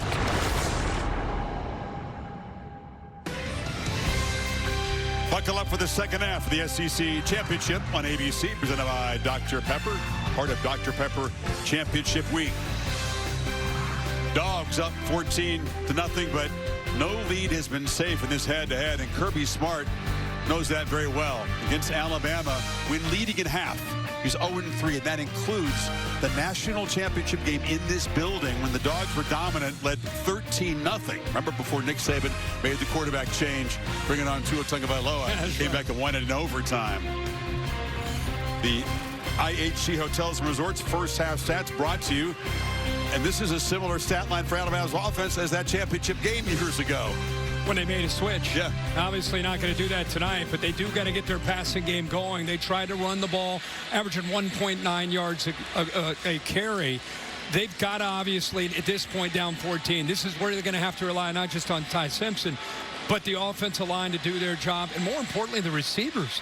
They're not getting separation. They're not getting open. Ty's back there holding the ball often, but to think Jeremy Bernard would only have 1 reception for 4 yards in the first half. Their most versatile weapon, no parts so far. But Georgia's defense now in the last 14 quarters has allowed a total of 22 points. That includes games against Texas and Georgia Tech, which have been lighting it up on offense, and of course the first half here against the Crimson Tide offense. Yeah, this has been an offense just trying to find an identity in the first half. By the way, a lot of this has to do with good Georgia defense. Bolden there with a fingertip touch. Everett with the big interception here on a 3rd and short. Simpson just trying to be perfect there and aim the ball. He's got to try to, they got to find a way. Ryan Grubb's got to find a way to get Ty Simpson in that zone that he was in Athens. But it's a very different Georgia defense, playing much better at all 3 levels, much more connected, much more physical, and much more aggressive in their approach. See if they can finish the job. Play fake on first down. Simpson on the move. He's got Latsir Brooks. I mean, look at that. Talented wide receiver, but nowhere to run as Rashawn Dinkins ran him out. I mean, there's just nowhere to go.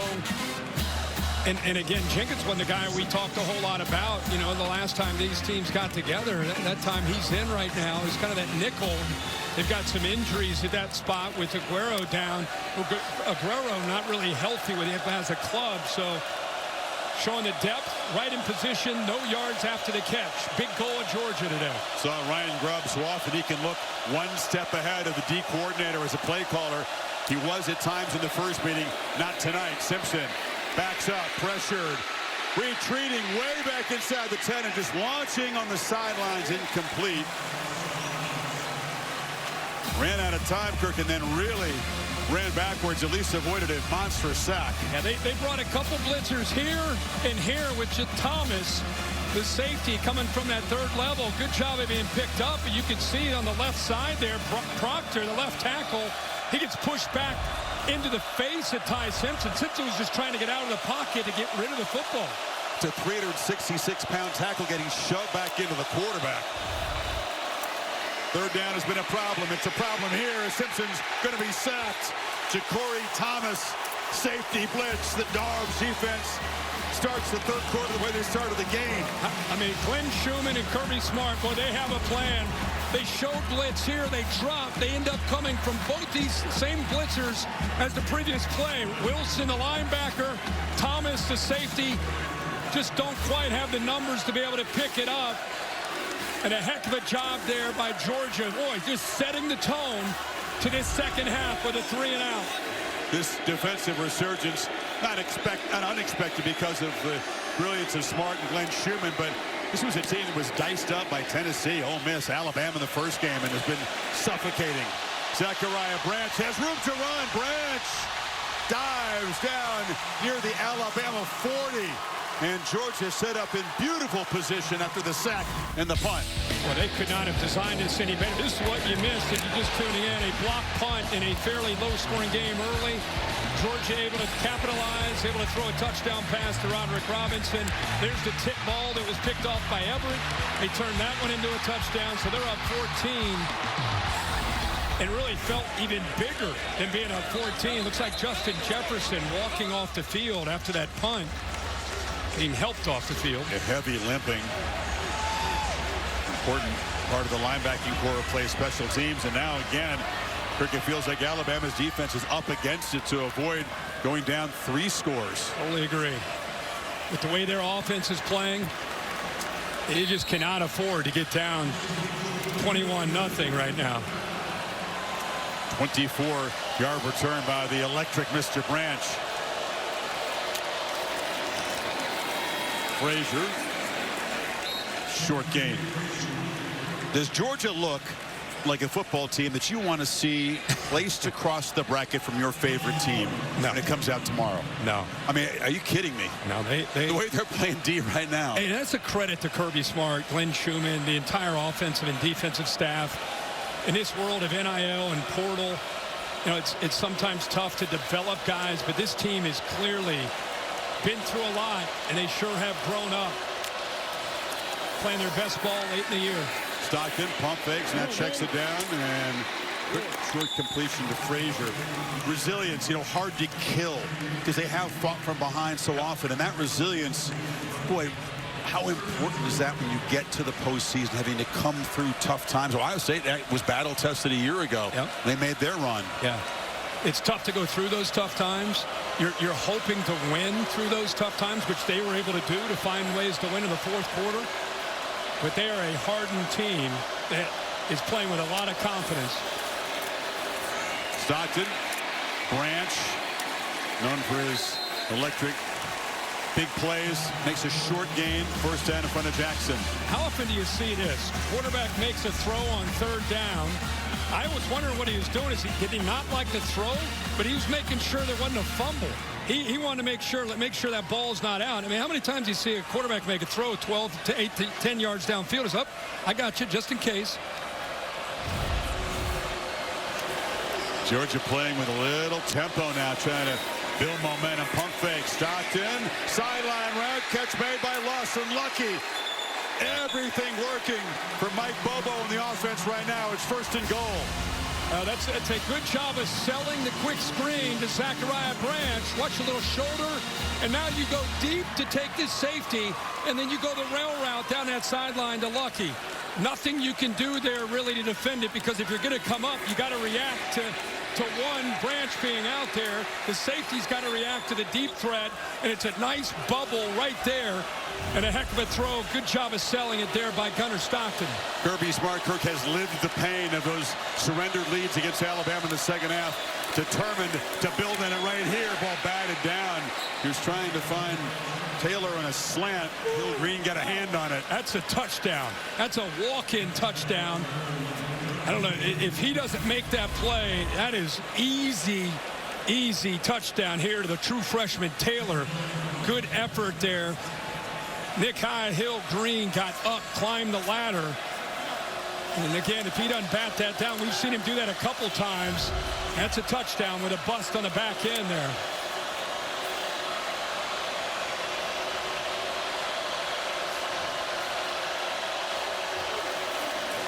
Frazier on second and goal.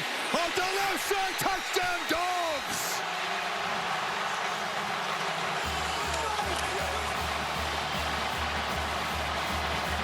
Perfect start to the second half for Georgia. set, force a punt, short field, punch it in.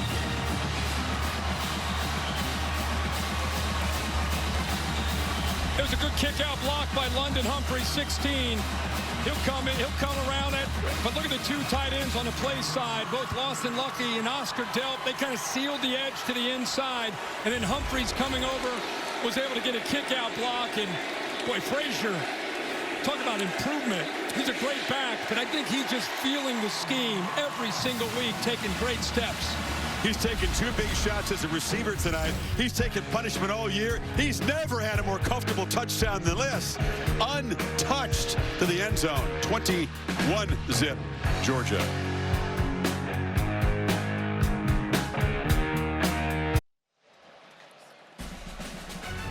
When we're done in Atlanta, the scene shifts to Charlotte. Tony Elliott and the Virginia Cavaliers trying to win their first ACC title since 1995.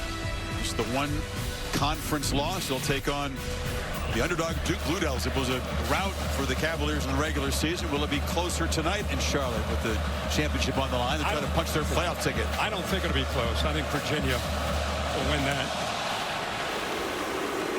through the air.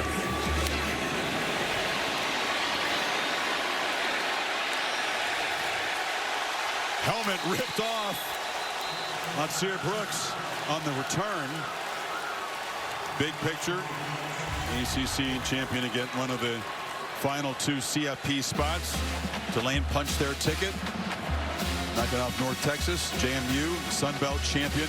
Duke, even with the win over Virginia tonight, may be on the outside looking in. They have 7 wins coming into the game. And Duke has no shot at getting into the CFP, and they shouldn't at 7-5. If they win an ACC championship, that's a great accomplishment, but they'll not be in the CFP. Congratulations to Boise State, another conference championship. Bama backed up at the 13. Backed up 3 touchdowns. Again, a first down run. A.K. Deer off the left side. And the freshman wrestled down after a short game by Raylan Wilson. Laura. Well, Chris, as you know, Kirby Smart's big emphasis this week was winning third down defensively. He remembered that first game they played against Alabama, where Alabama was 13 for 19 on third down. Tonight, 1 for 6. Totally different deal. And Glenn Schumann has consistently emphasized this on the sideline, win third down to his defense. That's a good point, Laura. They're winning first and second down, too. Exactly right. Which is putting them in third and long situations. Simpson really eager to avoid another one of those right here on 2nd and 5. Little confusion. There was no one to hand the ball off, and he just slides down. Wow, things are getting worse by the second. Keep in mind, you're playing with a freshman back. You got Daniel Hill, 4. He's got some experience, obviously, but 0. A.K. Deer probably has a very bright future, but he miscommunication there with he and Ty Simpson. Boy, 62 total yards of offense, 4 first downs, 1 by penalty.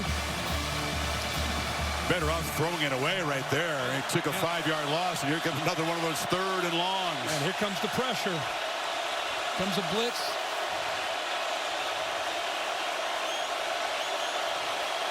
Are they sitting back, or they're coming? Here they come. And the flag comes out. All eyes on those aggressive Georgia defenders. It was Gabe Harris up there. And the Tide apparently would be pushed back 5 more. False start. Offense, number 75. 5-yard penalty. Remains third down. Yeah, he's fired up because there was movement by Georgia, but it was movement that was slanting. They weren't quite into the neutral zone, and the right guard there, Formby, ended up jumping, so it does push them back. I don't think he loved the fact that Gabe Harris knocks the quarterback down. That's what I saw, yeah.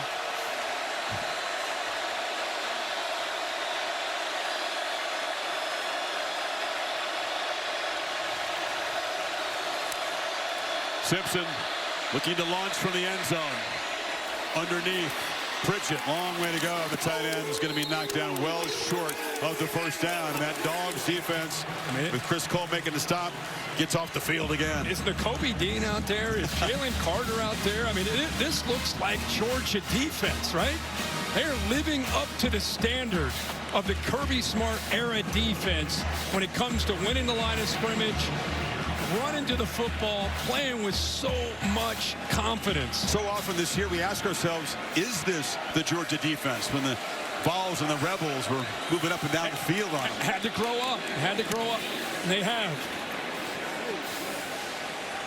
And Branch with the big return last time backs up for a fair catch at the 33 to 46-yard boot. There he is. Ugga 11, known as Boom. Big fella.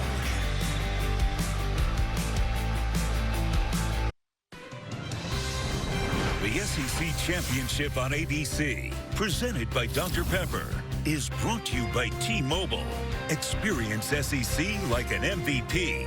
With T-Mobile, you get America's best network and exclusive on-the-ground experiences. Every play is better with T-Mobile. See those 4 Alabama victories over Georgia in the SEC Championship game. Some of those really high-scoring, typically competitive games. Kirby Smart knows the job's still far from done, but a very positive start to the second half. They add 7 points to the lead. Dolphins' defense is still barking loudly. Last time Bama had a first down, 8:40 remaining in the second quarter. Only 4 for the game. Bell, handoff inside, just heavy traffic. It's too crowded to make any room over there. Holly. Well, guys, injury issues starting to creep up for Alabama. Linebacker Justin Jefferson, who's tied as the leading tackler on this team, he can return the lower leg injury. I haven't seen him in there yet. But this is really big news. Xavier Brown, their corner, who was so good in the Iron Bowl last week, he is out and unlikely to return. Remember, Cam Calhoun was out the first half with targeting because of last week. Let's see if he comes in now. Team has beat up as any in the country. Now trying to get after Stockton, who escapes, and Gunnar Stockton slips out of traffic and dives forward for 8 yards. Well, they able to do a good job of pressuring him and finally have a chance. I think Georgia gets away with a hold there by the freshman 63 Glover. No call there, but they had eyes on him, but still able to show you what he has as far as those legs. That's why he's so dangerous to defend. He's throwing the ball so much better, so much more consistently. But then things break down, and you got to contend with him creating. 40 yards rushing for Stockton, who is the leading rusher for the Dogs. Now here looking to throw. And catch is made by Humphreys. A nice cushion over there. Easy pitch and catch in front of Bray Hubbard. Yeah, they went maximum protection. I mean, everybody had 2 tight ends in. You had the running back in, create a one-on-one, but they got a personal foul. Hands to the face. They're going to bring it back. But that was an easy matchup against Hubbard. They missed a hold a couple plays back, but this time they get hands to the face on 63, who actually held. That's Glover. This time they'd see that right hand getting up there on Tim Keenan. It's nasty in that pit. It sure is. Big glove shoved in your face. Face mask scraping across the front of it. Nullifies the big gain and sets up a 3rd and 17.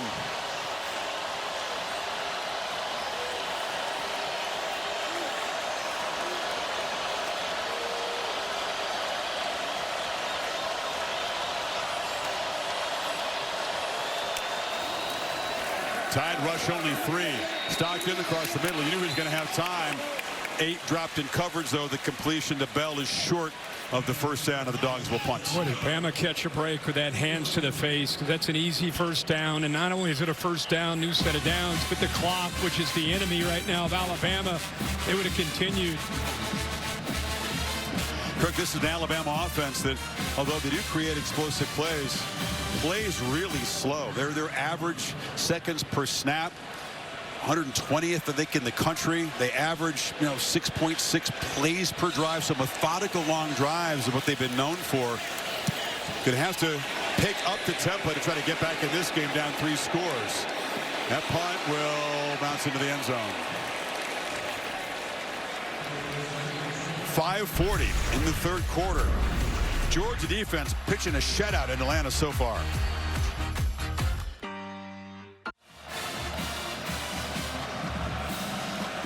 Midway 3rd quarter. Dogs shutting down any attempts by Alabama to run the football. They've gained 24 rushing yards. You factor in the sacks. They have net 8 rushing yards. heavy pressure on Simpson most of the night. He's just 7 of 15 for 66 yards. 4 first downs total.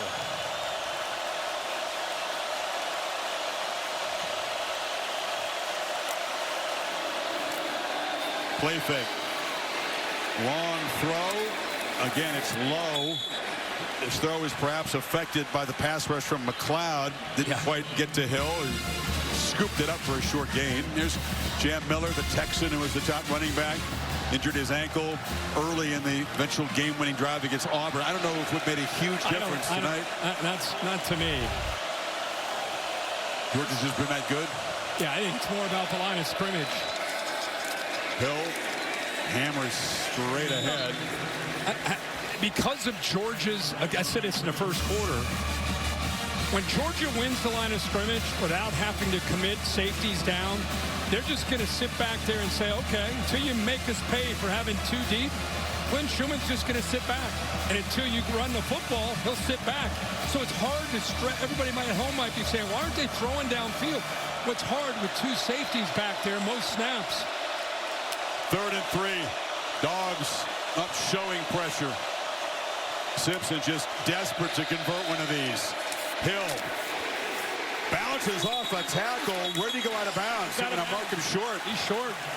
Thomas having a heck of a game, playing through some pain. He's going to be short. Miller's a better receiver as a running back than Hill is, just more experience in that, so they're perhaps missing Jam in that area. 4th down again. I would love to keep track of how many yards Alabama has after a catch on the entire night, because it's not very many. When they make a completion, there is a Georgia defender right there, not just right there, but making tackles. Got 54 yards on the entire night, yards after the catch. 4 straight 3-and-outs at a time when they've needed points to cut into this lead. That punt, not particularly good. 37-yarder, bounces out of bounds.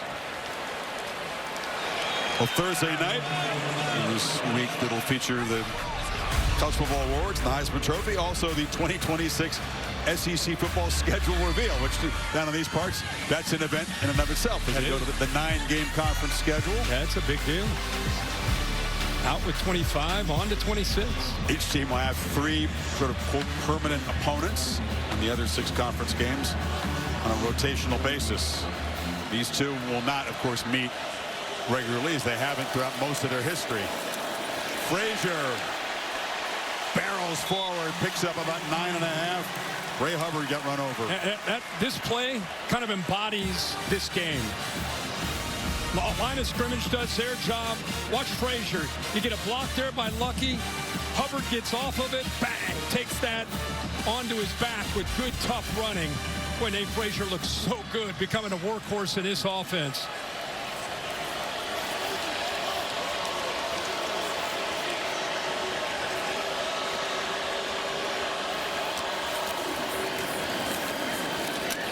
So many coaches, preach physicality, hear it every week, but Kirby Smart lives it. He talked this week about how much they hit. We don't just get checks, we hit as well, and if you don't like it, you can leave, and when you leave, you want to watch where those guys transfer to. If you want to put them on the schedule.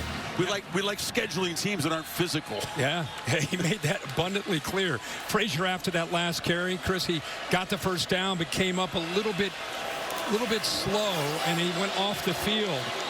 So Josh McCray now in the game. And a misfire. False start. Offense, number 7. 5-yard penalty, remains first down. Creative run game. We've seen Dylan Bell get involved a couple of times rushing the football. Stockton's carried it 8 times. Frazier's been the workhorse. Chauncey Bowens, who's just coming back from injury, hasn't contributed much, but there's the depth of what Mike Bobo has to work with. And anytime you talk about a conference championship game, especially the SEC, you always think about who's going to run the football better. It's been pretty one-sided. Bell, again, out of that H-back roll, picks up 5 more. You know how many snaps right now Alabama's offense has across midfield as we hit the 2-minute mark in the third quarter? 3. 3 snaps. Furthest they have gotten into Georgia territory is the 45. They only have 30 total plays. Remember, they ran 77 plays in the first meeting. They ran 24 more plays than the Dogs did and dominated time of possession. Georgia turning the tables on them here this afternoon. McCray hit in the backfield and wrestled down for a 3-yard loss by Justin Hill. And Justin Hill out of Cincinnati went to Winton Woods High School. Very good program, and he's playing early in his career. He's been forced into duty with Jefferson not quite healthy, but he's been playing more and more these last few games and holding his own. L.T. Overton's absence tonight, perhaps being felt by this Alabama front. He's a veteran, plays that bandit position. 3rd and 13. Jones checked down, has some space, but again, he's just not going to get that. They're playing off him. These 3rd and longs against these defenses just almost impossible. And I almost feel like Georgia, with this lead, not that they're taking their foot off the gas, but very different mindset. Still, you know, obviously aggressive, but just playing smart. Working the clock. Had a few penalties there, but they're just trying to play smart, keep that clock moving. Don't want to turn the football over, give anything to Alabama too easy. The way their defense is playing, just keep Bama, make them have to go the long way.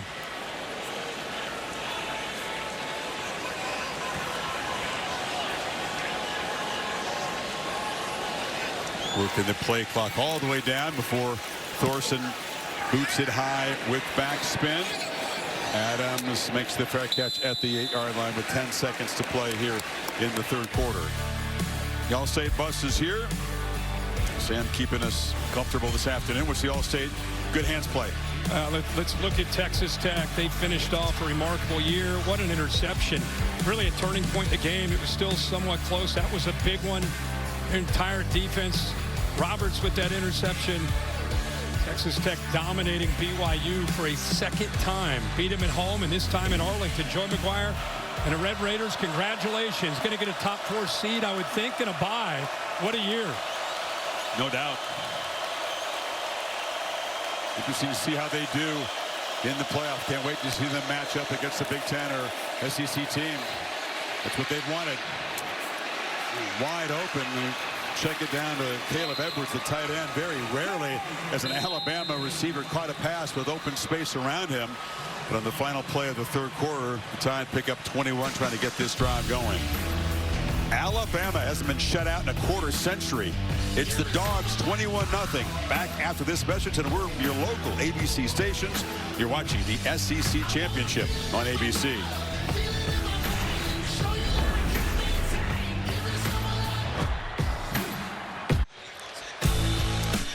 Set for the 4th quarter, the SEC Championship on ABC, presented by Dr. Pepper. It's really been Georgia almost from the start. And Alabama with 15 minutes to play to try to cut into a huge lead. Needing electric plays right now. Hill across the middle, another short throw. Makes a couple yards after the catch, picks up 9 before Cole got him down. Well, now you got to go fast. You got to really crank up this tempo. Not something they typically do, of course.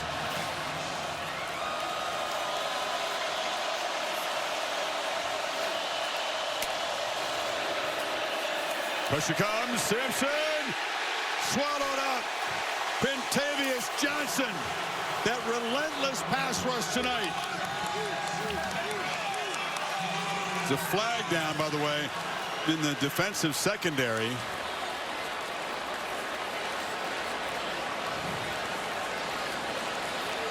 He'll be smart way out on the field. I have the words with Danilo Jones, one of his corners.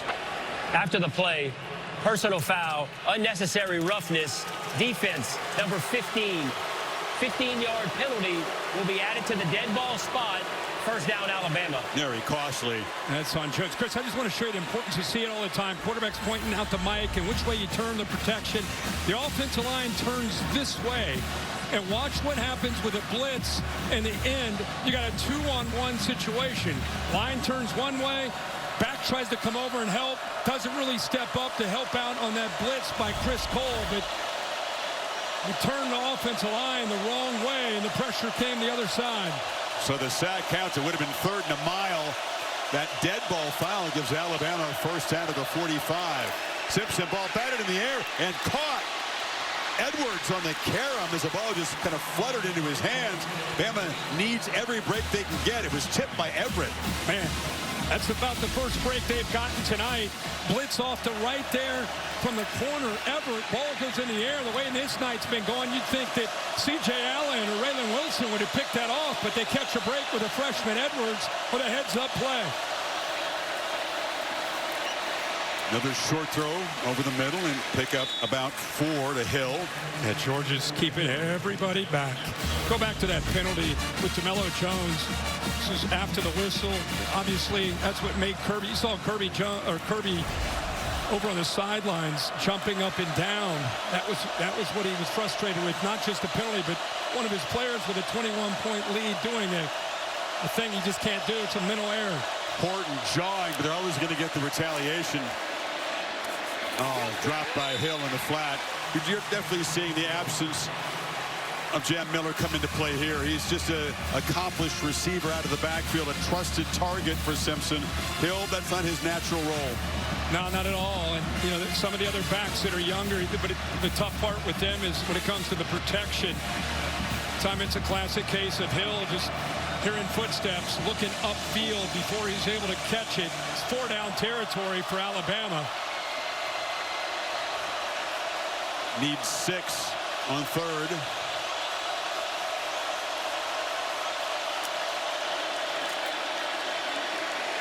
Back foot throw, trying to loft it to Williams, who was tackled. And Georgia, it'll be another penalty on Danilo Jones to bail out Alabama. He didn't see the football, which was way Pass underthrown. interference, defense, number 15. 15-yard penalty from the previous spot. First down. Pressuring Ty Simpson. Every single time he throws the ball, this time it's C.J. Allen in his face. That's why there's nothing on the ball. And how often do you see it? The corner that gets out of phase, ball's underthrown. Williams trying to work back, gets hands on him, doesn't turn to look for the football. So an easy penalty there on pass interference on the Dogs. So 2 penalties on Jones, setting up Alabama as they finally try to dent the scoreboard here. Quiet night for this guy, Bernard. Simpson took a look that way, now launches down the middle end zone, incomplete for Brooks. Everett was coming across in coverage. Did he get a piece of that pass? Well, I'll tell you, Ty Simpson did a good job of selling that off to his left. So as soon as I circled Bernard, he kind of did a stalk block and go. Simpson looked that way, but ends up going the other way, and just the right hand, not quite able to connect there with Brooks, who had just a step on Everett there. Could have been a touchdown. Brooks just 1 catch tonight for 1 yard. He's been a big part of the offense down the stretch for Alabama.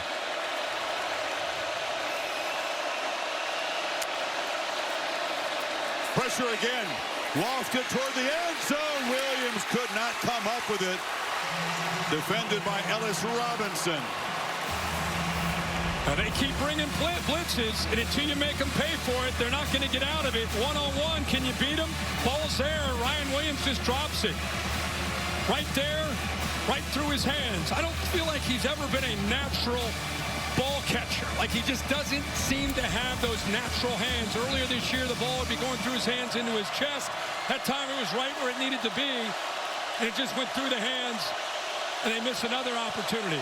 Would have been a good catch, but a play they needed to make. He's had 8 drops on this season. That's a lot. 3rd and 5. Underneath, it's Bernard, who never drops the ball. Working free, Jeremy Bernard still running. He will score. Touchdown, Alabama on the board, finally. Well, you were calling for Ryan Williams last week. I've been calling for Jeremy Bernard tonight just because he could do that. He could be arguably their best football player on the Alabama roster. You got to just find different ways. This time they use motion, try to get him into the screen, the middle screen. That play right there on K.J. Bolton, the stiff arm. And then Dalen Everett, another stiff arm. 91-yard drive, Kirk. And they did play with emergency in tempo, only took 2:37. Now those two major penalties on Jones played a huge part, but suddenly it's back to a 2-score game. Bernard finally announces himself as an impact player in this game. 21-7 Dogs, 12:33 to go in Atlanta.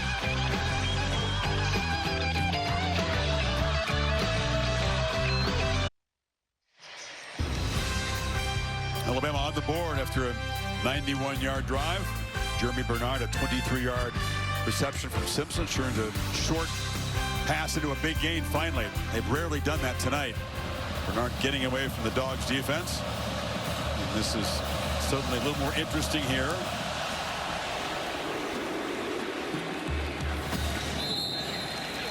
Players Spotlight brought to you by Tecovas. The center was the focal point with Drew Bobo out tonight. How's Malachi Tolliver done? You know what? He's done pretty well. You lose continuity when you lose a veteran center. It was a big question early. That was early in the game where they were able to work around him. But I tell you, he's kind of settled in, done really well in the run. Pass pro, haven't really necessarily called him out at all tonight. So for a guy that only played against Charlotte, last week when Bobo went down, he had to step in against Georgia Tech, and he had a week to get ready against this Bama defense. So far into this fourth quarter, doing a good job.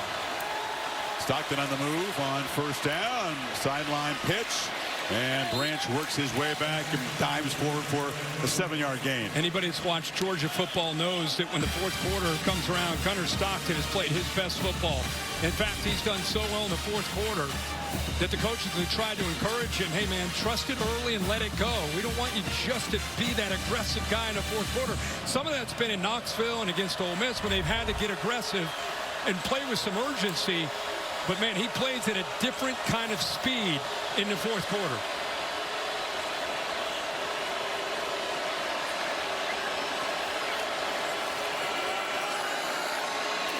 Pump fake off the edge, and it's complete to Delp for a first down.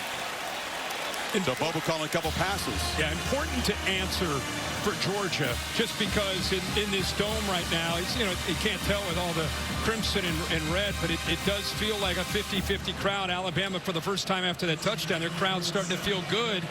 If they would have gone to 3 and out, boy, they give the ball back to Bama. That's a different story, but a couple throws, staying aggressive, trusting the quarterback. They get a first down here.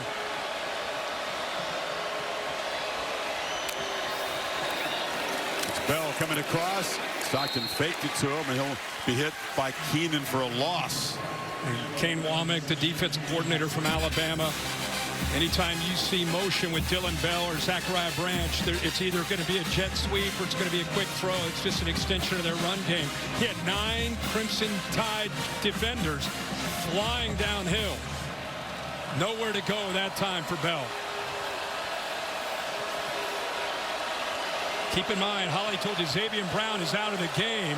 Tamani Jackson opposite of the true freshman, Dejon Lee on the outside. Keeper, Stockton, lowers the shoulder and falls forward. Hill Green right there. You got to keep an eye on that. That was a tough hit right there. That's the risk you take with this +1. It's a tough thing for the defense to deal with because you got the running back leading the way, Nate Frazier, but that's the big hit there by 41, right on the head. Stockton was fired up. He was, I don't know, he was talking to one of his offensive linemen after that play. He's taken a few big hits here these last few plays. Need 4 on third down. Keep the drive going. Trying to scramble for it. Not going to get there. He was closed down. Keenan made the tackle. Quay Russo got there and forced the issue. And the Tide do get that stop you're talking about. Boy, Chris, this is remarkable here on this third down. And he's not necessarily known for his ability to rush the quarterback, but look where he's lined up on the right side. He comes all the way over. If he doesn't make that move that was designed for him to come around on that twist, but he keeps the edge of the defense against a very mobile quarterback. What a play. So Georgia got 1 first down, used 3 minutes of clock, but will now give it back to Ty Simpson with 9:18 to play. Thorson is just an animal punting the ball. Deep boot, and it's muffed initially by Adams. A scrum for it. Did he retain possession? This could be disastrous for Bama, but number 7 runs out of there with the football, says, hey, no problem. It was adventurous, though, and the Tide will be backed up at their 5. Again, a long way to go, but within 14.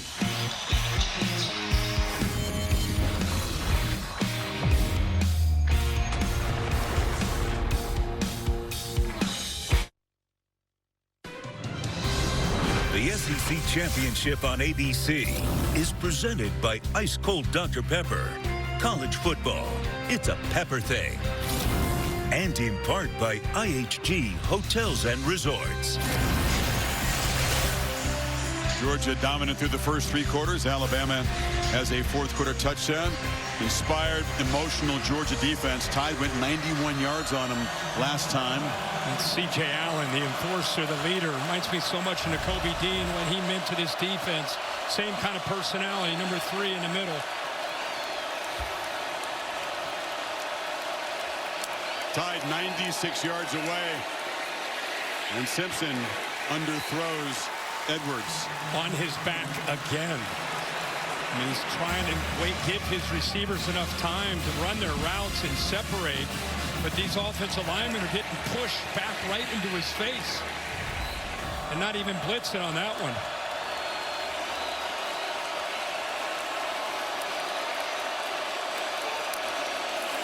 Pressure comes again. Ball out. Catch made. And it's Bernard. Tried to create some magic there after the catch. Knocked down a couple of yards short of the marker by K.J. Bolden. Third and short. Starting to find ways to get Bernard the football. Remember, he had that big touchdown. Had a couple broken tackles. Big 3rd down here for both teams. Under 9 minutes. Been a story from the start. Alabama just 2 for 10. Most of them a lot longer than this 3rd and 2. See if they bring those backers. They've been very, very effective by bringing linebackers. Hill moves back in to perhaps block the blitz. Simpson flips it out, drops. Caleb Edwards, the tight end, big shoes to fill. Josh Cuevas just can't go, and he's an example of one of the young guys that has to step up and play a bigger role in the drop there on his 4th down. Offense on the field. Yeah, offense on the field. You need 2 scores. He's just kind of leaking there, but there's your guy, C.J. Allen, right at home. They didn't blitz him. Let him sit there and read the eyes of the quarterback. Maybe the ball game for Alabama. Keep hope alive. Got to have 2 here. Long throw, no chance. Bernard was intended receiver. Pressure came again, but that was way off target, and the Dogs will take over in the red zone. And a long, low percentage throw on 4th down and short. I mean, you're trying to get it to 5. He was stacked. But like I said, that is a tough throw to make to the wide side of the field against the best corner from Georgia. Don't know if that's where DeBoer wanted the football to go from that reaction. It's been a little fuzzy for Ty Simpson tonight. It was so clear, so efficient 10 weeks ago. It's been a massive struggle against this Georgia defense. And now the Dogs, they just hammer the nail in here. They go from the 12. Knockout punch opportunity. Their home crowd senses it, feels it. They want a quick touchdown. Or a slow touchdown. No, let's take a touchdown. That's a good point. Even better. Sudden change. It's Stockton who faked it to Frazier, then kept it for a couple. I think he kind of aborted that. Just came off it, just to be clear, with Alabama getting some penetration. James Smith got in there pretty quickly. Don't risk the exchange. Yeah. Just you end up, it's an either or on a zone read. Just to be safe, if he hands it in there and James Smith blows it up, that ball goes into the air. So smart decision to get out of there and just take as many yards you can get. Got stacked right at the line of scrimmage. You're right. The crowd does want a knockout touchdown, but even a field goal makes it a 3-score game, and Kirby well aware of that. Ooh, Frazier smacked hard and driven back by Deontay Lawson. Yeah, just want to say something about Deontay Lawson. Just a 5th-year senior out of Mobile. Went to Mobile Christian. We've been sitting down, you and I and our crew, for 5 years with him. One of the guys you pull for. He's been through some injuries, some adversity, and really the glue. As the Nick Saban era ended, And the new era began with Kalen DeBoer, having him in the middle as a leader that's kind of a quiet, humble guy. He became a more vocal leader. Great play there. Branch trying to find some space and scores! The Dogs deliver the dagger.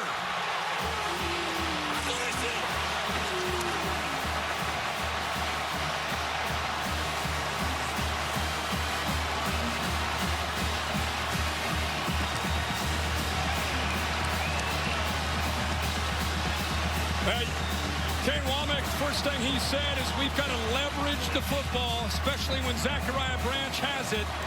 We can't give him space. Pretty good effort here by the block by 7, Lucky, but watch his instincts right there. Foot in the ground, stop and start, and then the acceleration. As good as anybody, if not the best in the country, but just the natural instincts as a ball carrier after he makes the catch. So dangerous. Give the assist to Lucky with that block in front of him.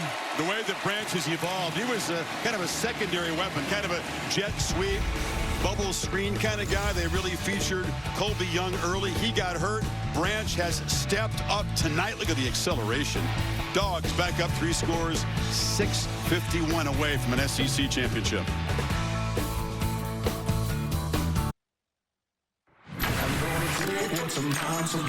You get one shot, one opportunity. Give me some of that power.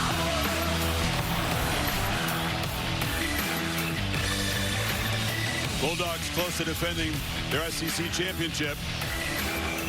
1 net rushing yard for Alabama, their longest run tonight, Kirk. 5 yards. That one factors in the 2 sacks against Simpson. Here's that 4th down play in the previous possession. Yeah, gutsy call, surprised with the decision to throw it as far as they threw that against a top corner. And Georgia takes advantage of the short field. What a move. What a... he's been doing it all year, like you said. And this is the guy that we're going to start throwing around game balls for Georgia. It's easy to look at Stockton or Frazier or Zachariah Branch, but man, there were so many questions. Losing Drew Bobo. Been a lot of moving parts around the center. Bobo's been the guy that's been kind of that guy you could count on through being healthy and being the leader. And Malachi Tolliver has really played well in his absence. Redshirted last year, spot duty, sparing duty really in his redshirt freshman year. And there's Bernard, the kind of play they needed in that 4th down that you just showed. Gainer out across the 40, picks up 16. Yeah, and again, Georgia just with this big lead, they're just sitting back. See if they start bringing those backers that have been effective, walking them up.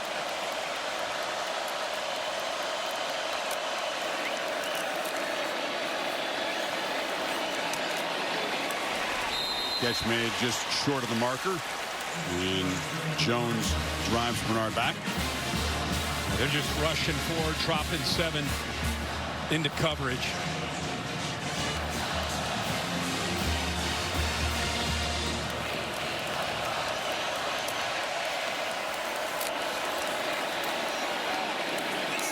Tried to find Bernard yet again. Everett broke it up.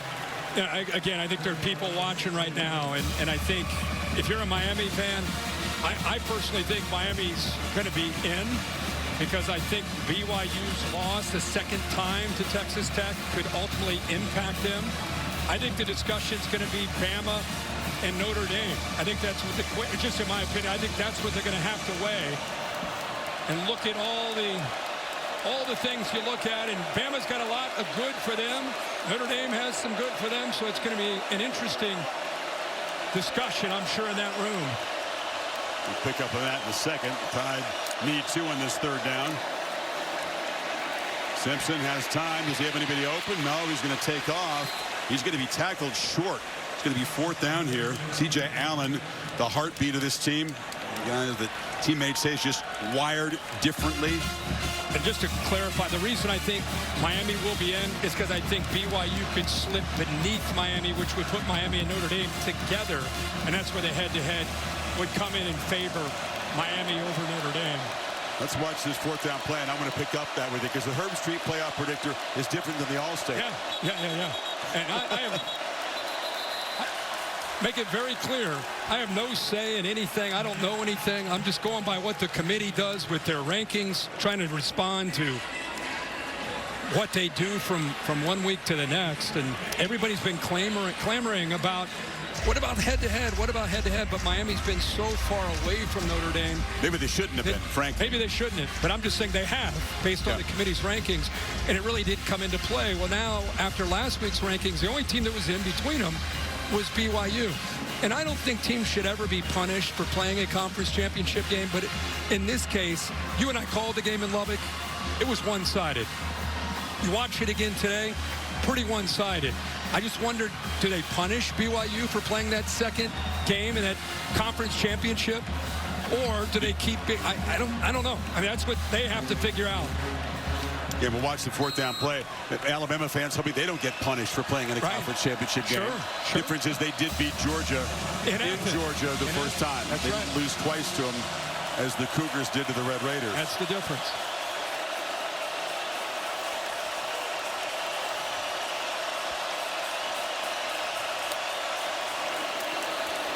Simpson, and they work hard to find Edwards, who releases late and converts the first down to the 41.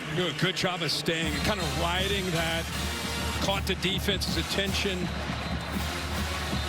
started to commit towards that, looked like a dive to Hill, and he did a good job of reading the defense and pulling it out and just leaking that freshman. Did not run on the play. Please set the game clock to 5 minutes and 15 seconds. And please set the play clock to 40 seconds. Both the game clock and the play clock will start on my signal. He did a good job of riding that to safeties. Linebackers came down. He's able to slip it out to Edwards for that first down.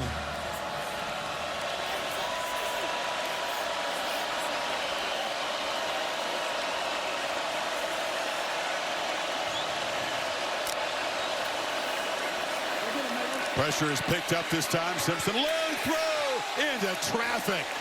Dangerous pass attempt. K.J. Bolden was patrolling the area. Kirby knew they were that close to a pick. And Ellis Robinson won. Watch him. He's reading the quarterback. He doesn't even go with the receiver. He's got a safety over top. And I think with the very close by Bolden making a play on the ball, but Ellis Robinson's right there too. So you have two different defenders right there. And Kirby knows they missed one there. Good job of disguising that coverage. Bolden may have broken up an interception from his teammate. Robinson was waiting for the football.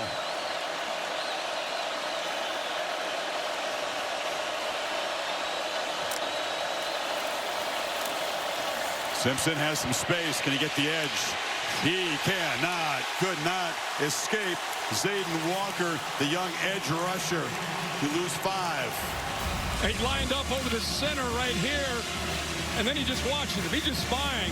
I mean, I don't know what kind of... That's a linebacker, edge defender. It's got to be a 4-5, right? I mean, that is speed. Chasing down Ty Simpson. We saw Ty Simpson last week show some wheels. It looked like he was running with ankle weights on there with Zayden Walker chasing him down. He's very proud of his scrambling ability. He says he's a very good athlete, but taking some punishment today, not able to escape that time. So 3rd and 15. 2 plays to get the yardage. Short throw, Bernard. And it's a second throw downfield to Daniel Hill. A trick play. Hill rumbles downfield into Georgia to the pass and then the lateral across the field. That's incredible. They brought 6. Once again, Simpson gets hit. They brought one more than they could handle, so he gets hit. What a job by Bernard, who was a Wildcat quarterback in high school, and did a good job there, not just throwing it, but leading him. Made sure it was a backwards pass. Now end zone for Bernard over his head. They've been all over number 5 tonight. Ellis Robinson in coverage that time. He does have the one kind of explosive play we've seen from either side tonight. Georgia doesn't have a 20-yard play. Bama's just got the 23-yard touchdown play from Bernard. Longer than 21 yards. Yeah. That kind of grinding game. Well, they both sides, but especially for Alabama, yards have been very, very tough, and they tried to run the ball, but just have not. They've been running uphill against his front from Georgia. Simpson, deer off his hands. Every single time he drops back to throw. Remember, this is the same teams that played, 10 weeks ago or however long ago it was, and we all marveled at the job Ty Simpson and his offensive line did, went into hostile territory. They converted on third downs, especially early in the game, the first 8, but he had time. He had a clean pocket. Tonight, 18 pressures in this football game. Every time he throws the ball, he's got somebody in his face. Like most college quarterbacks, Simpson's numbers are far, far worse when he's under pressure.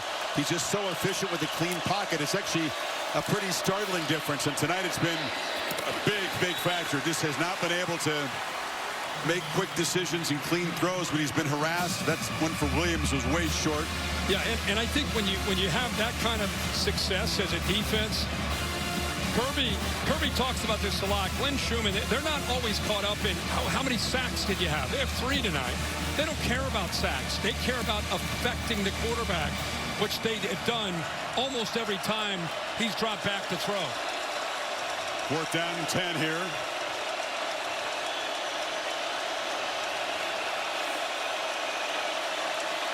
Dogs looking for one more big defensive play to punctuate this performance. Pressure comes. Simpson stays alive, has to make something happen on 4th down. Spins away, heaves to the end zone. Oh, bounced right off the chest of Bernard. Somehow that ball found its way to number 5, but he couldn't come up with it. Yeah, that ball, it was just a desperation throw. And somehow K.J. Bolden, it went up and over him. Dalen Everett had his back turned to the quarterback, so the ball he tipped it just his second time. He's just got a fingertip on the ball.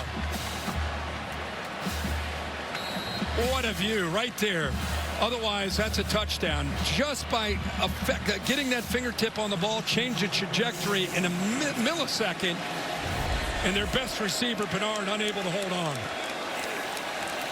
And the Dogs 3-20 and counting away from another SEC championship, securing top 4 seed in the 12-team bracket, earning that first-round bye, which means we would not see the Dogs again until around New Year's Day when the quarterfinals would unfold. They'll need every day of rest. And Alabama, which was told by the computers and most of the pundits that they were a virtual lot no matter what happened today, has not secured the automatic bid, and will have to put it in the hands of the committee and hope that this performance doesn't detract from what was a pretty exceptional regular season with plenty of wins over ranked teams. There remains some intrigue tomorrow for sure, though. Oh, yeah. Stockton still has the ball and is weaving around and would just duck down and take a loss. Remember last year, all 4 teams that had to bye lost? Yep. 0 for 4. Also remember last year when Alabama took a kind of subpar Oklahoma team and lost on the road. That's eventually what kept them out of the playoff. They lost to a much, much better Oklahoma team again this year at home. And if Alabama does have trouble getting in the bracket and the committee goes elsewhere, it'll be the Sooners again that will have kept them out with that loss. That's true. What's the drama here, Chris? What do you think?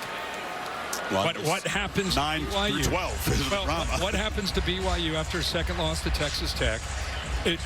Are Miami and Notre Dame going to be side by side, which would favor Miami with head-to-head? And what are they going to do with Alabama? Is Alabama going to be okay? And if not, how far will they drop after have to play a bonus game against a team that they already beat in their building, in their stadium? Well, historically, every time a team has lost a championship game, they do drop. Sometimes just one, sometimes more. So you can expect some kind of a drop. Certainly talked about BYU. That was a different circumstance than this game. But you could expect Alabama to drop and get a little tenuous. Yeah. Noon Eastern time tomorrow on ESPN is that reveal. Here's Bowens. Chauncey Bowens spins out across the 30. And it feels like the top 4 seeds will be Texas Tech and Georgia, and if Ohio State, Indiana, depending on how that game goes, whoever wins will be the 1 seed. Whoever loses, if it's a competitive game, will probably be still up in the top 4, I would think. Look, we do make our living week to week in the SEC, but there's things to talk about when this conference, they attend to Bowen. Look, I mean, there's great teams in the Big Ten. The two best teams, 1 versus 2, and I can't wait to watch it. Texas Tech's a deserving top 4 team, but the depth of this league, the punishment that you have to absorb week in, week out, it's been talked about for a long time, but it is really a real factor when you look at teams trying to get to this part of the season and make a playoff case. You got teams like Texas, which lost to Ohio State early, took a non-conference game in a tough game. 14-7. Won the stat battle, lost on the scoreboard, and they're going to be penalized for taking that game because they're probably not going to make the field. Vanderbilt, great season. They're probably not going to get in. That's how deep this league is. So that's not hype, and that's not bias. That's just the reality. It's just watching the games. It's just truth. Big Ten has 3 really exceptional teams at the top. It's a very top-heavy league. The SEC, for a while, was considered very top-heavy when it was Bama and Georgia or everybody else. But now the depth is so significant that there are no easy passes in this league, period. It doesn't matter what the one-loss record is of the opponent. Be prepared to battle. Georgia out battling Alabama, 2 minutes away from backing up last season's SEC championship.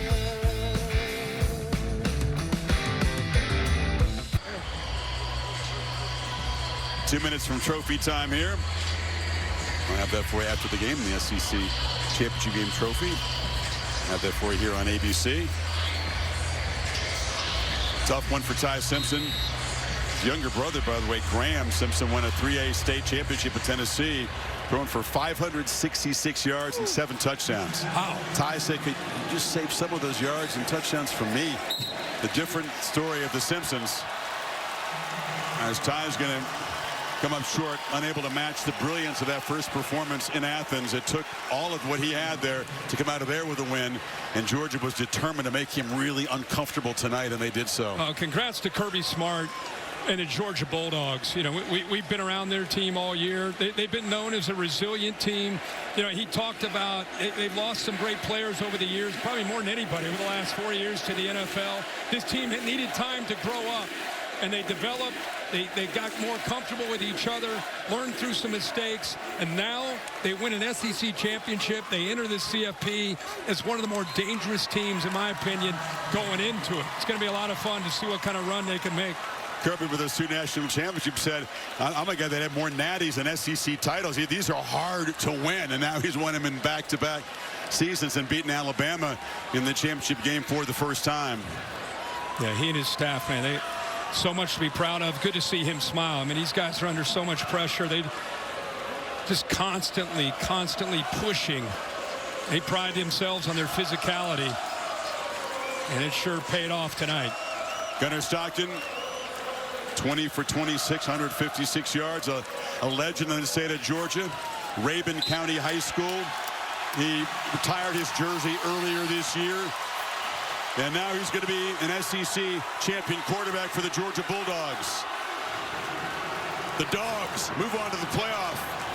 Exclamation point to their SEC campaign.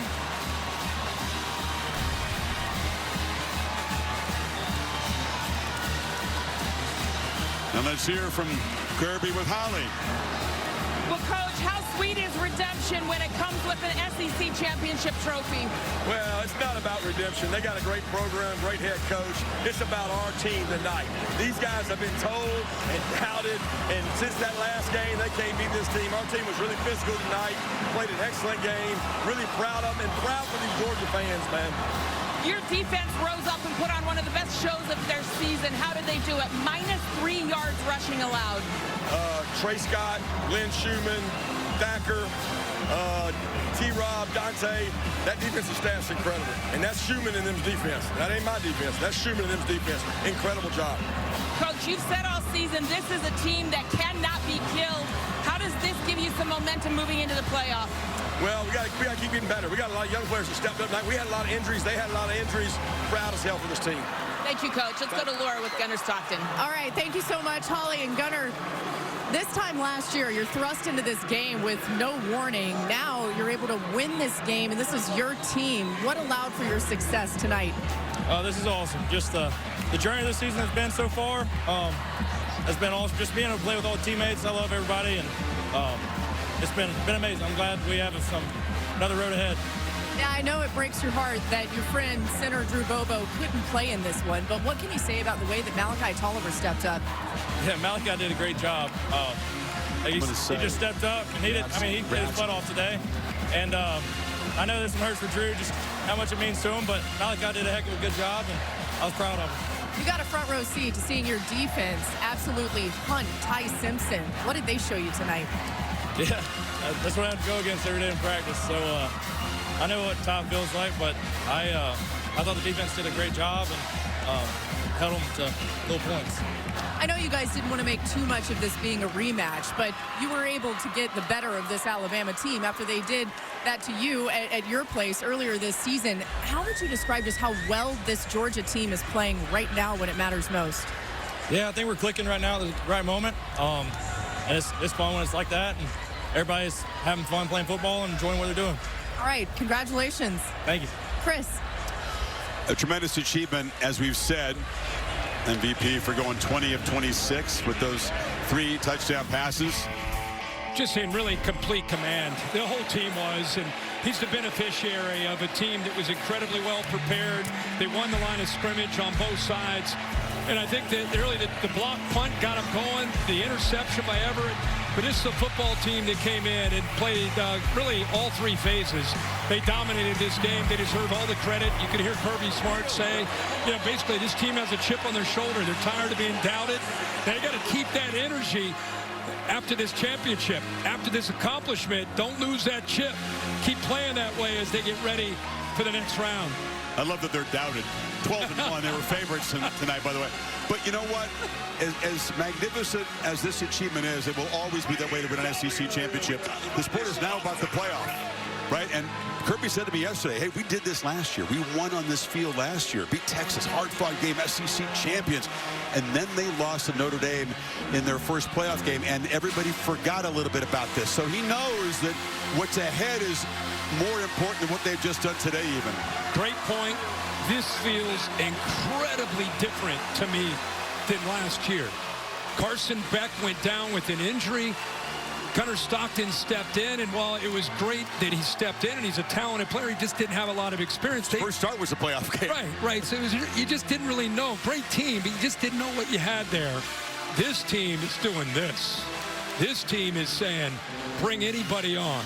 So I think it's a very different set of circumstances as long as they get this accomplishment and keep that edge that they played with tonight. They'll be tough for anybody to beat. Well, I don't think they're going to lose in the first round. I'm just saying that there's so much hinges on that. As great as this is, you're still, when you're the level of Georgia, you're judged by what you do, quarters, semis, championship game, etc. And if they get the bye, it gives them some opportunities to get healthy. This is a banged-up football team. A lot of guys had to play through some injuries tonight. Gives them a chance to recover and really get their mind and I think their bodies right to make a run in the postseason. And for Alabama, which faced this Georgia defense, we'll talk about their situation in a second. Really early on, the Dogs were swarming, hitting hard, pressuring Simpson. Yeah, it was a tremendous effort. I think that Glenn Schumann, I'm glad Kirby Smart said that. This is Glenn Schumann's defense. Everything they did, they just seemed to be one step ahead of what Ryan Grubb and this offense is trying to do. They won the line of scrimmage. They were bringing a variety of different blitzes. I mean, Ty Simpson, his head was on a swivel. This defense is led by C.J. Allen, number 3. And he made a lot of plays, but they were very, very well prepared, especially considering they lost to this same team. This time it would be a different story. There's Glenn Schumann right there with his kid. It looks like these blitzers are all over him like they were over Simpson. Exactly. I tell you, they will need that time off at 3 weeks, I guess, till they're back on the field.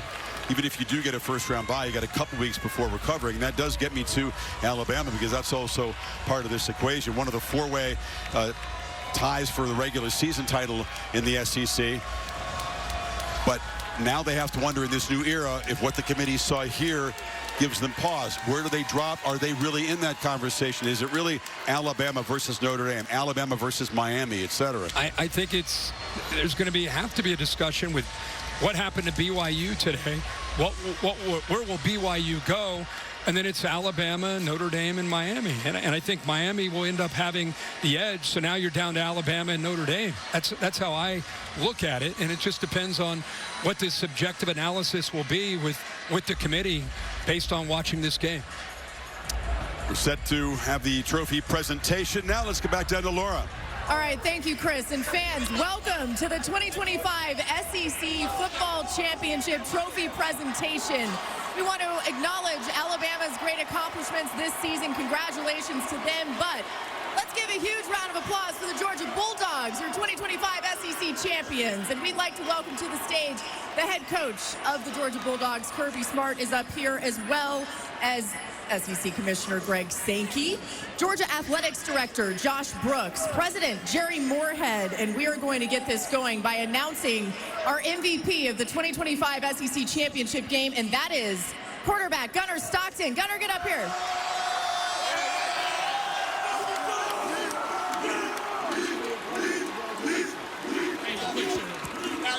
Now listen, Gunnar, I know you don't like to take a ton of credit, and you love to give the credit to your teammates, but when we were just about to do the interview down there, a couple of your teammates were coming by and they said, he's the one. What can you say about this group and the way they've supported you? No, they're awesome. They make it fun to go practice and just be around them every day. MVP of the SEC Championship game. How does that sound from a guy from Tiger, Georgia, all the way to this? Sounds like a dream come true. All right, let's get Kirby Smart over here. Congratulations to Gunnar. And Kirby, this is something that you felt like this team could accomplish, but you knew that there was some growing up that had to happen. How would you describe the way that they have responded throughout this season? They've responded in the face of so much adversity, so much criticism, and they just kept getting better and better. A couple of them just told me they want to go back and practice tonight. They said they want to get out there tonight and get a bloody Tuesday when we get back home. That's the kind of mentality this team has. They want to practice some more. They want to practice some more. They love contact, and we love them. What can you say about this Georgia fan base that packed this place, a place that you're all too familiar with, the way that they have continued to show up and be a heartbeat on the outside of this team? Yeah, they were all here last week. I want to thank the band, especially. The band has been incredible and loud and rocking. We love our band. And you know what? These fans have been through a lot of heartache and agony in these games, but not tonight, baby, not tonight. One more question. Are you guys going to practice tonight? I don't know. She wants to know if we're going to practice tonight. We got malpractice tonight. Okay, they said no. All right, congratulations to Kirby Smart, Gunnar Stockton, this Georgia Bulldogs team, and now it is time for SEC Commissioner Greg Sankey to present the 2025 SEC Championship Trophy.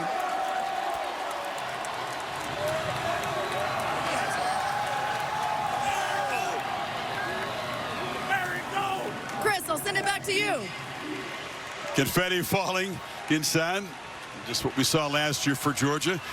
They'll now try to build on this and make a deeper run. Kirby Smart, but emotional about the achievement of winning the SEC. And then he went to church there and started talking about everything to do with the Georgia program. He get fired up. Got the band going, and they should show up, support. But I do love how you got to find a way to get an edge, right? They disrespect us. They don't, a lot of criticism. I'm like, wow.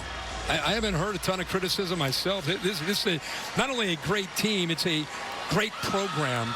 And it's a program that every single year they're going to be in play, and they've done it again. And like I said, this is different than last year. This team is trending up as they get ready for these next few weeks to maybe a month. The only blemish was that home field loss to Alabama 10 weeks ago. Hard to kill has been the motto all season long for this Brazilian team, and they're going to be hard to kill in the postseason.